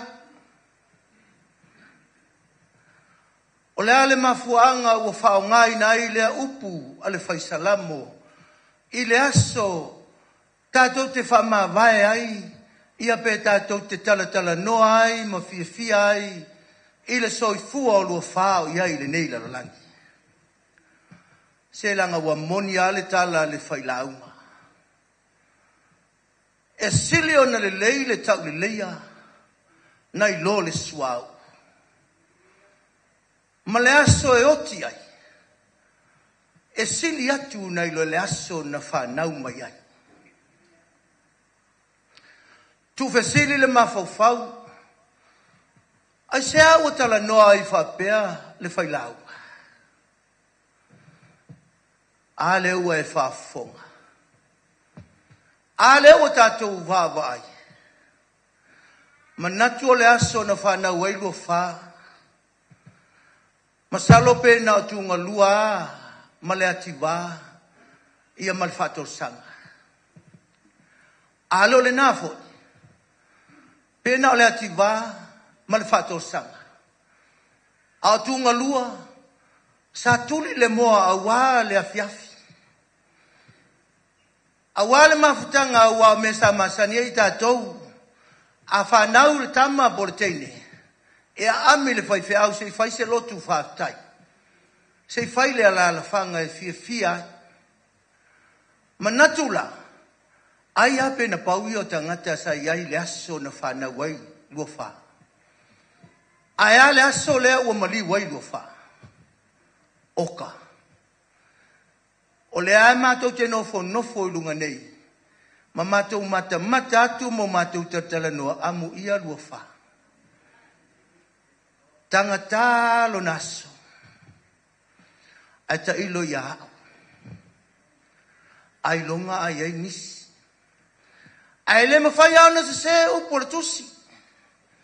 O le ala foi lea, o se whamalo si au foi lea mo i tātou.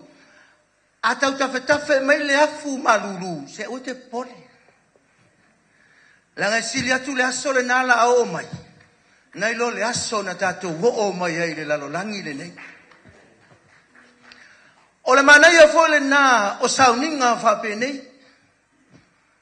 E whatea se atu ai le fefe. Ai ala ona fefe.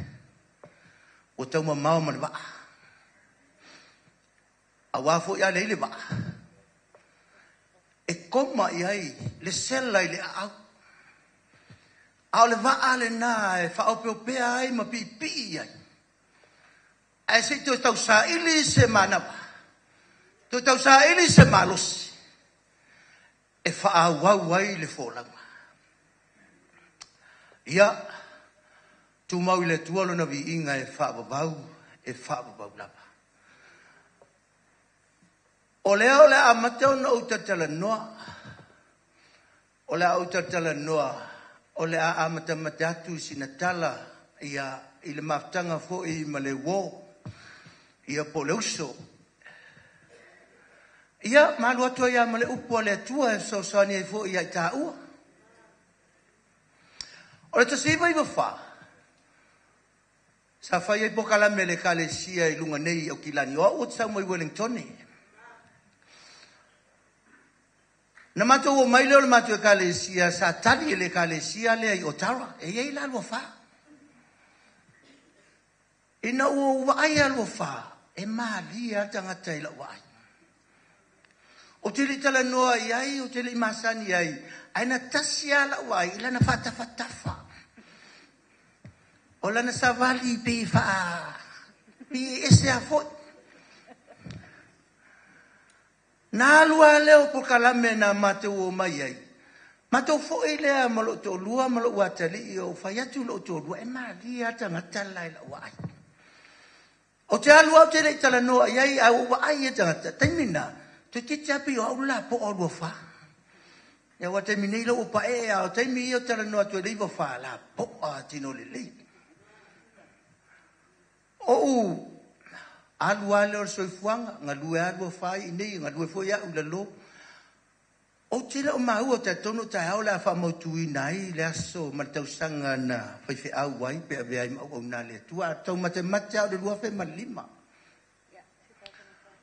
ai lua fe mal fitu o fai fe au ma tau lai fai ma tau camp e uma lole a sautina halu lole camp ia uma vola sa Tamā halu for camp atu lai o taki lua fe mal fitu la ya me o le ma camp mo mua a lua fe mal balu ya me o le ma camp mo mua le o ila fatu a o lulu lima lo tanga telengo ya Luafa ia ma o tala noa lo ia e sa o al moli maua asionata li ile le tamalon tu fini tu lo le suafa o le tangata lua tala noa e te whaalongo tu api e ngā o yoyo tino. O le whaatostoso lo loa, o le sisi inga i lungo le leo, o le tutu mai ngai lalo, o le wha solo. E wha pena le poto le toe ina e wha e tama whai fo ele i a fia atu lau whaalongo. Matala noa le mato ina fa matala e le lilo Luafa le to ina la tonu o le lola po fa la tai po si umule mini e lantala fa pertala to ina wow mio wow o fesile le sto ina wow mia na fai ai tali mato ina o fo ya o me fai Salem fenta tari la ata. Ona fofo la falongo le to ingata le no. Ma le faingo se ona si ufonga e malu mania. Ai ala ma si mena la tati ata ma tua pe ai titires. Ai ma wa tua le fase se pa mai. Ya o ila pisa a mata mai le mama tanga ma le sole ya Luafa. A o le mea lau tupu. A o no fi ata. No vili lo leo Luafa. A waela vasi ana si le nama sen fatos toso le na. Ia te ata ia. Ai fusi me te whanono ai po o tau whalonga tā vurlo matua ia. Ta fia ata lea. Paida sina me vole tau te atuai ni mea whaingita fo i o le ngāduang.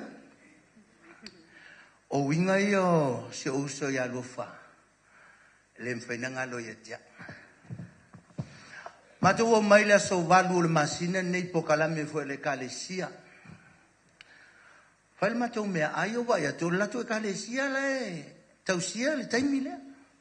Masani ala no wa ia i po kalame. E te lea no wa ia. Au le aso lea. Ule wa ia Luafa. O fatu le lana whaife au. Sunga ia Samuel. O wheari lau tō ina. A mai solo lau tō ina le wharimai. Whatoli. Ua. Lan mo tupu. Ave mai Samuel. O lona manawa. Tulou. Ia alua le po kalame. Te wha mai Samuel e tia. E umane loa. Ma te wolo yasi. O fatu la Samuel. Wha molmole. A umata te wo te fiara. Se o ia ia Luafa. Ma te otu. Pea re se me o tupu. Au tigo. O lai te mo whai Luafa e whaafia mātou. Aua ne ta ua mai a te mātou o ia ua tinga ina. Mātou tala noa whaila mātou te talo wha mawai. Ona mātou sa wari lea. Ai tū atu whaurunga mātou ina sa wari atu. No o mātou o ane rifi. Whato asau hui ma Luafa. Whatu. Alu ia oe. O tau whai vole wha leo lo na leo. Alu ia oi o ia e whārima fui. Awa ea.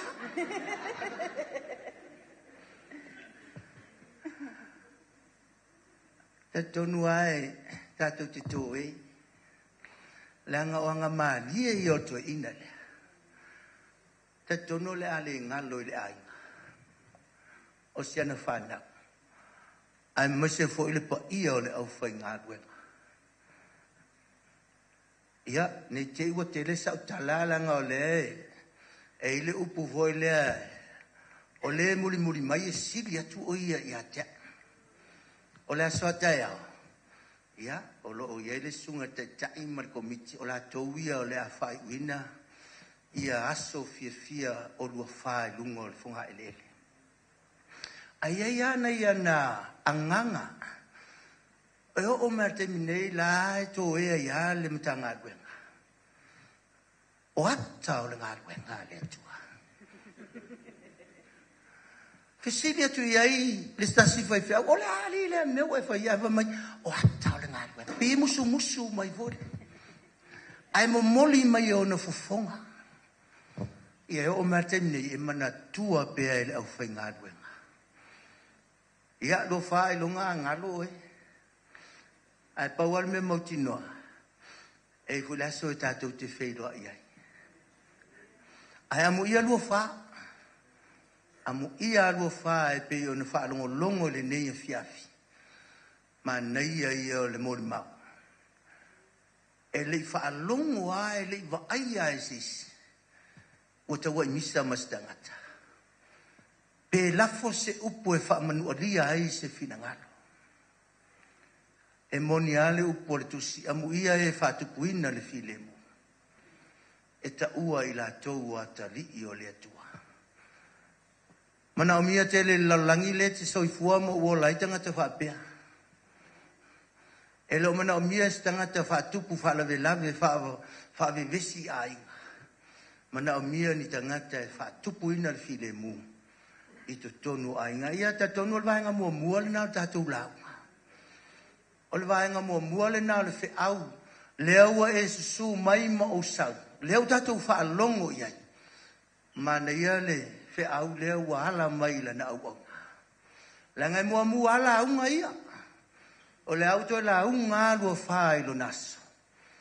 O ia o se tangata e fia ailo na ainga e maua le file mu. O le mta upo e spumal wha o le tusi a Roma. Lea sa whaita wina. O lona whai upo iwa o lo wha pea upu. O le a wha mafaina i le tautalanga i le neia fiafi. Wha bea. A wā le mea lava lea na maliu ai ke riso, ma ua toe tū mai ai, ma ua soifua ai. Ina ia whaia o ia mali i e woti, a toa mae ola. O le mafua angale na maliu ai ke riso, toe tū mai ai ke riso, ma soifua ai. Ina ia whaia o ia mali i e woti, ma e ola. Au mai leo le fe au mo i tātou le nei e fiafi. Whapea le au tū o le fe au. A vea Yesu mali ma whaola.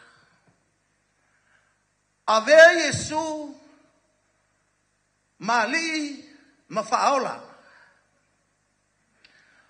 Manatu o se fe au we whaafafonga so iai, mau whaalongo so iai.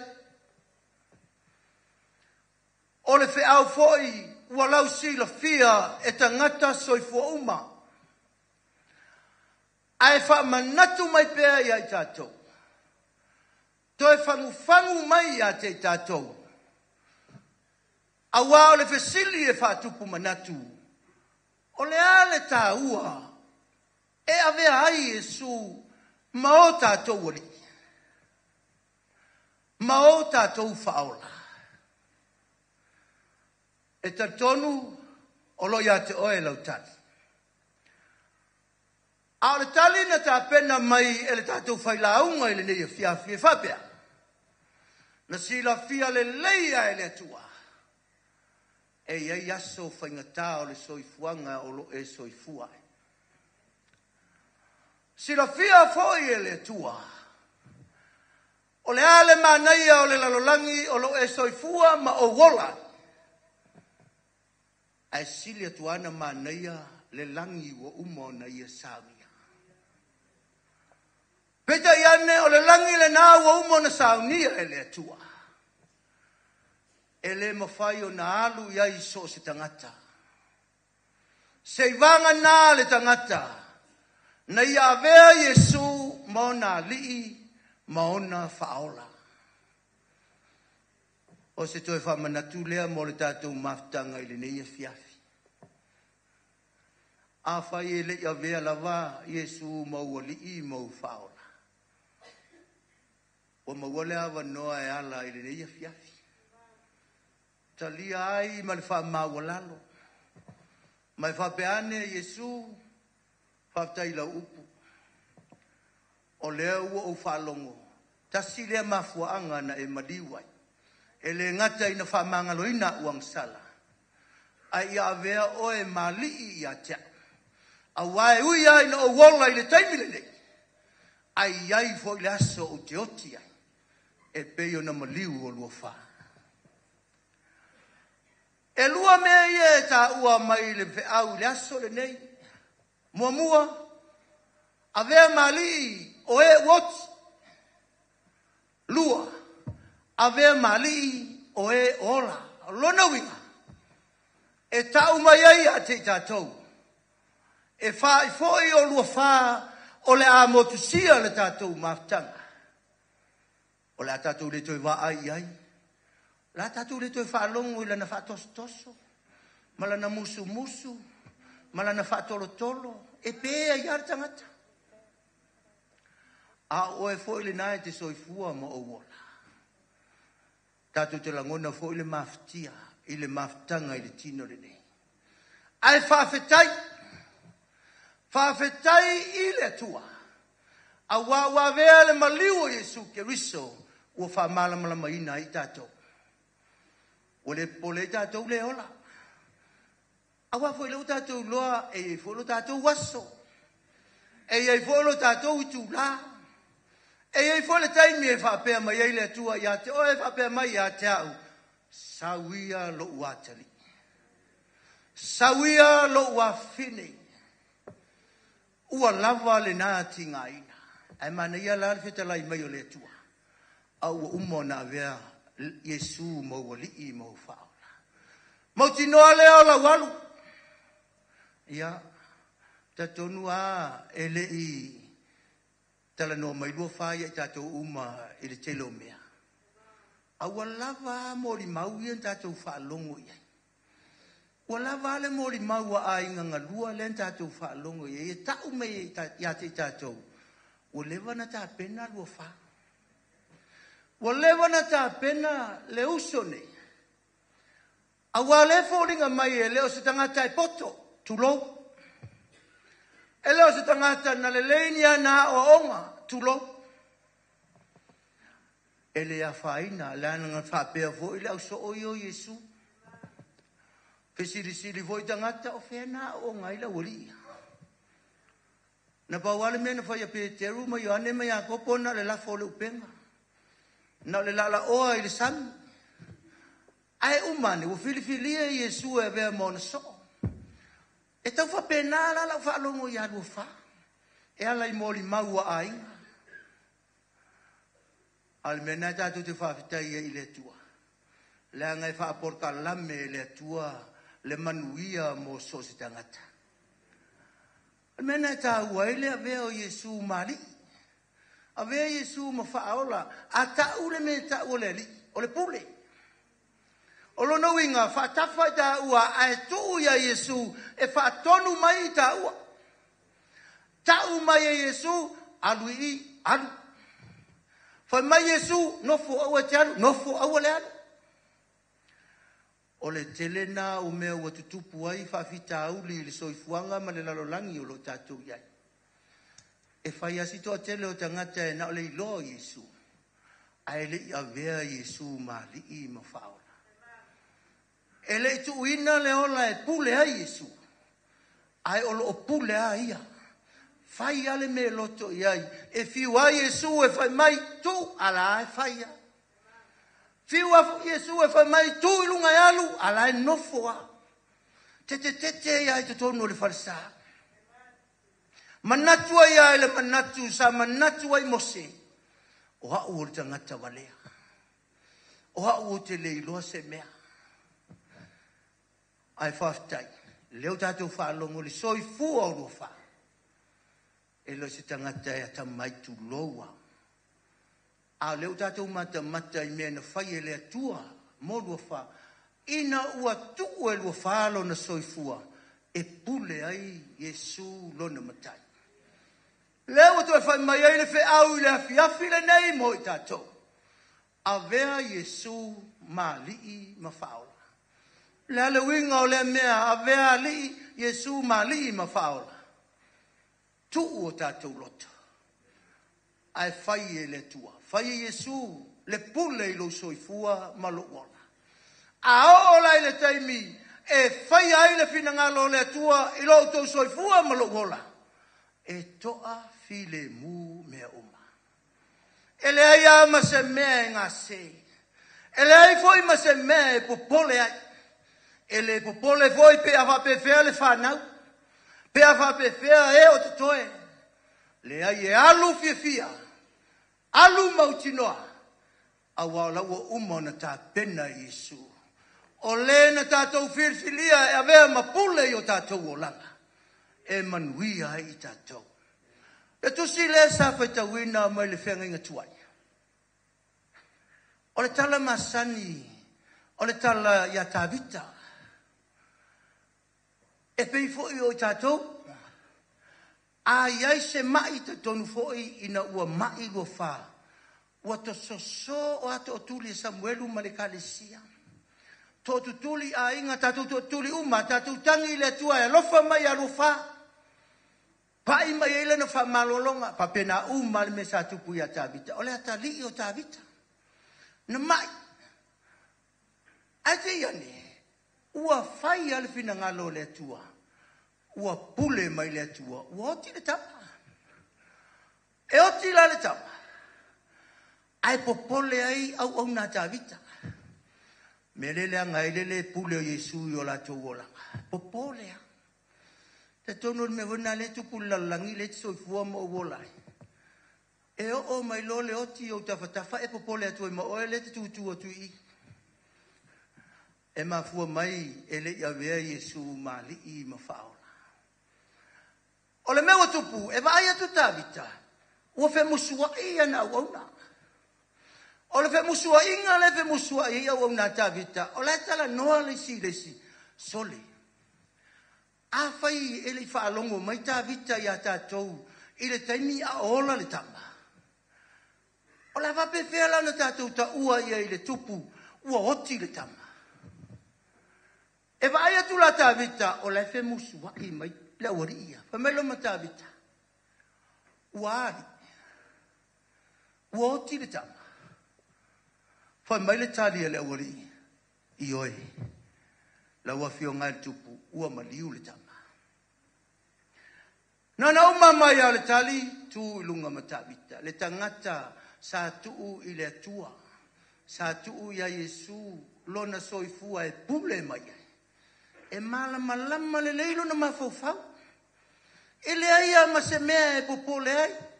Nana tau mai a woti, tu ilunga, fai mai walu o ta ele. Ua uu, o na alu lo le mua mua, alu le fale o lo na atua, ave le whawhetai i le atua. Foi mai, sauroa ai. O lela te tupu me ia. Ai toi tatala noa fwela wale ia. Whaahali mai ai loa malo lato vai. Whai mai. Davita. O le ale winga o mea ia ufai. A ola le tama. Sa e tangi. Sa e anapongi. A o lea uoti le tama. A o lea ue tu ilunga. O lea umatu vai. Tu piwa e fia. Whalongo le tali e tabita.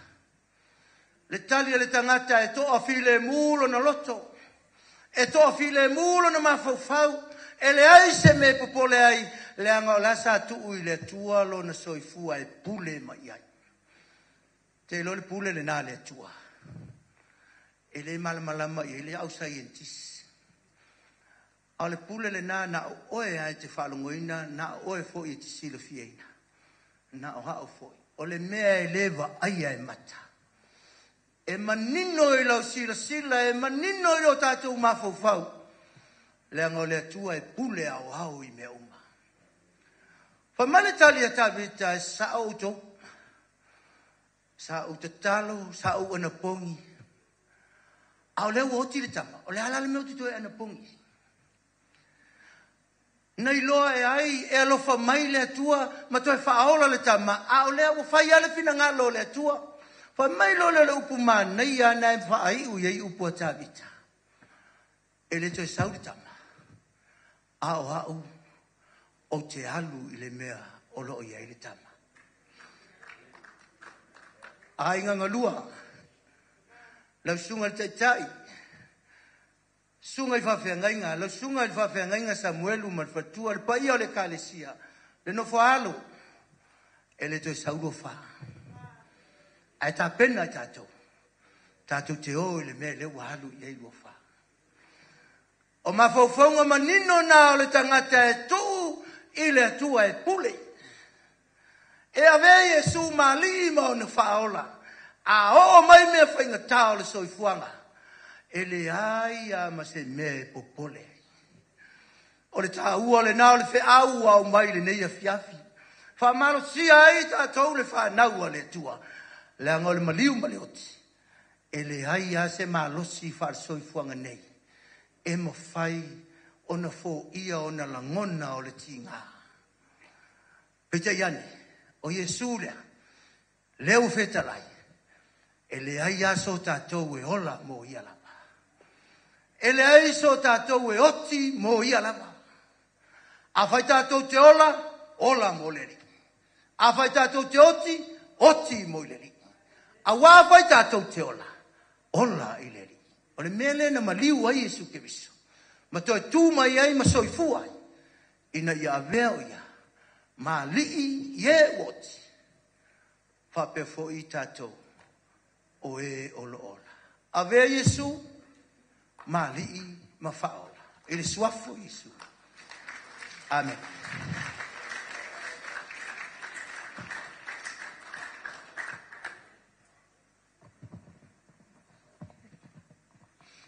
mai tau pati vi ai le tua ni ga fiafi. Tai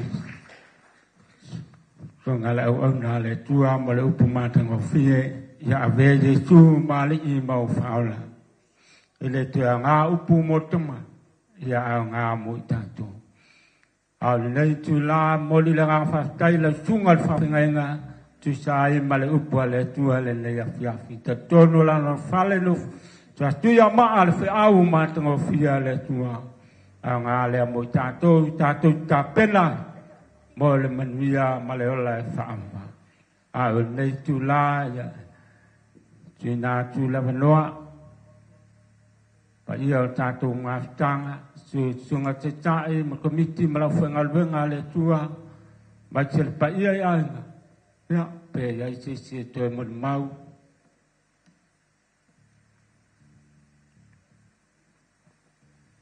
ia te tono la I se ia te tono la whai u tātou ngā whitanga le ia fiafi ia whamania tele mai le tua tātou saulinga le ia fiafi ia la tāmai tātou pese lea ia ona te manao e usu le pese lea se o kama e fia e usu tono le mātou kālesia a apa atu ma whaola tātou tutu lai mai ma whaola ia a apa atu ma whaola mai se nganga ua whaiva ia apa atu ma whaola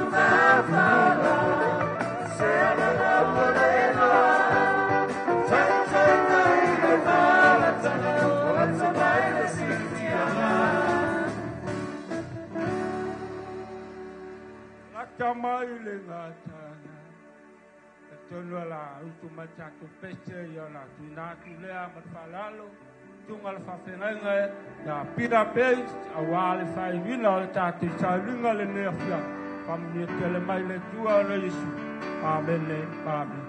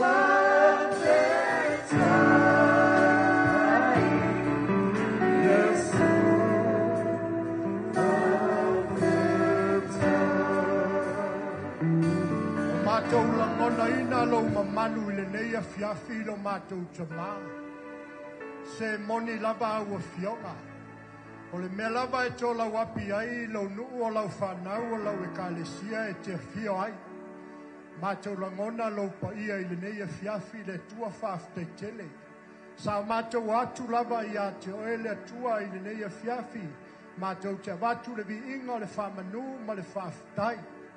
Mātou mori mori atu le li o mātou wanganga I la wafio. Whawhtai wa e tali whaaliani. Awana paua leo lo mātou sulfa inga le li mātou te iloa. E mawhai o na mautu iai o mātou langona mawhitia e mai se foi o mātou loto whanonoa.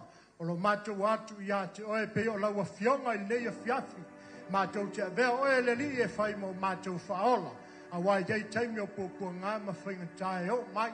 Ae whaaftai le tua mātou te tonu.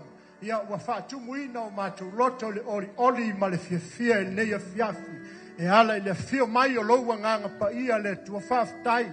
Lau mafuta mai le amtaina o le nei sauninga lo mātou te mā. Ia se ia o mai lava I lona whai unga. E fo ia le vi inga I lau fio. E te talo I au whamanianga le tua. Whamalingi mai au whamanianga le li ie. I le paia I inga lua mai se fo I o le no whaano. Lau au auna le tua mai se o lau kalesia ma le au paia. Ina ia mawhana whanaina I mātou, ma whamanuia I mātou. Mātou lafa I atu lo mātou te māl nei a fiafi. Iai lo wanga le leilo mātou atua I por kalame mfuafuanga. To e aso fo I o lau auna le li ie mātou tu ina atu I lau fio por kalame mfuafuanga I le aso ata e au. Iai lo walofa maluanga le lei mātou whamamaya tuai lo mātou tama. Ala mātou sauni nei a fiafi atu ua le menei mātou talo mawala au I alofa ngia tai lo nu I lunga wala. Iai lo walofa maluanga le lei fo iatu le vi inga I lo swa. Whaftai tama. Hala ia Yesu lo mātou ali ma lo mātou whao. Perfect time, perfect time, Yesu perfect time. Ilo alo, fatemela, wapalielo wamana, yamfama.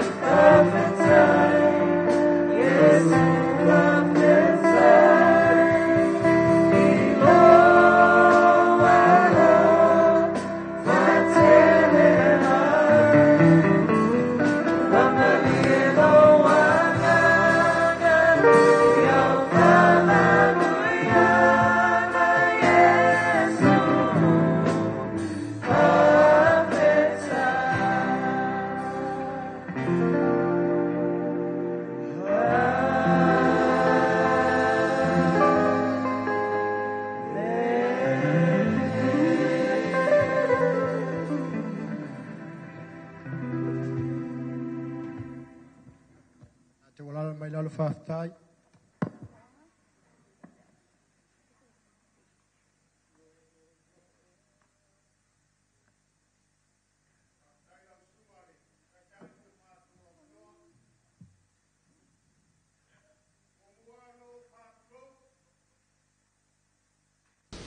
Ia tata faul maut. Mal paia le tua le nei tu la fias. Mo fono fatulo. Ule matumua tu au ma la taua. Ai ngal tai ma le wao fonti. Ale nei tu la, ole nei a fias. E avea elo leo fatawa. Pai ma fonga tau moli o ai nga lua. Ai mai se alu mo fa nau e fa sino le tamale ia mo fa. Ma tau te moli atu le nga fa tai. Au sunga le tai. Mal pai o la inga sa le vi. Por no fo fa Feagaiga mo tau fa tua. Awa le tapena ina. O fa moe. O le nei fiafi. E ala I saunina paia, te wa umana, mo tia ilumo le atua le nei tu la fiafi. Mo le atu le anganga whaftai, ma tau tartonu, e loi ainga ngalua, se manuia, po de whanau poni alo lua wha. Na o le atua lo se sila o na fufonga, li lingi ifo na whamunianga, lunga tau sunga e whawhengainga. A wale launga ina o upu fola. A wase mi alo mani whanau, i whapenau ngā. Tupu ai, tono le kālesia e whaima tai, a wale whiau o le tua. Mo le atu le nganga whawhitai, i paia, lasi, ma whaira poto, pene tu la fiafi, e moli mawina, le aso le tamane nei a Luafa, wo mai masani. Mai se ni Paolo matou te malu ai, moli atu le nganga whawhitai. Wani mea tau tawa au a wale, wale alofa a wale tama. Ya alofa ngia le tua ya whatu tumuina mea ua whaangawina. Ono toa aolo no toa alofa. Ile matu tama ya alofa. Ele umisi whamtalanga. Tau ina alofa ngia le tua. Ai se taimi o le ne fiafi la talan filiali. Ya ile alofa maleanga le leio le tua ya pui ma malutia lo tau se fua ma se matu wolo. Ya tai manuia mauta malawa. Ia whapenao na maua se malolonga file mule nei tu la fiasa. Au te wala au atu malenganga whaloalo. Lau sunga le tai mat paia la asilasi o lau whainga luenga. Mo tau whaltua. Ia leo wa umana ta pena tau whamalustino le nea fiafi tono le holo. Lo wa umana saunia foe le kalisiama. Paia le ainga ngalua. Apala au atu malenganga whaloalo. Tatu mafutanga goma e masani. Ia loo. Fafo le kapaka te sua tua i fafo ma piki lau tau mafutanga ia ma ngai foi lo maota mo lawa ia ona faisi na malulu le fiaf ia o se fam talanga le melangang falon manuia le tatu mafutanga le ne fiaf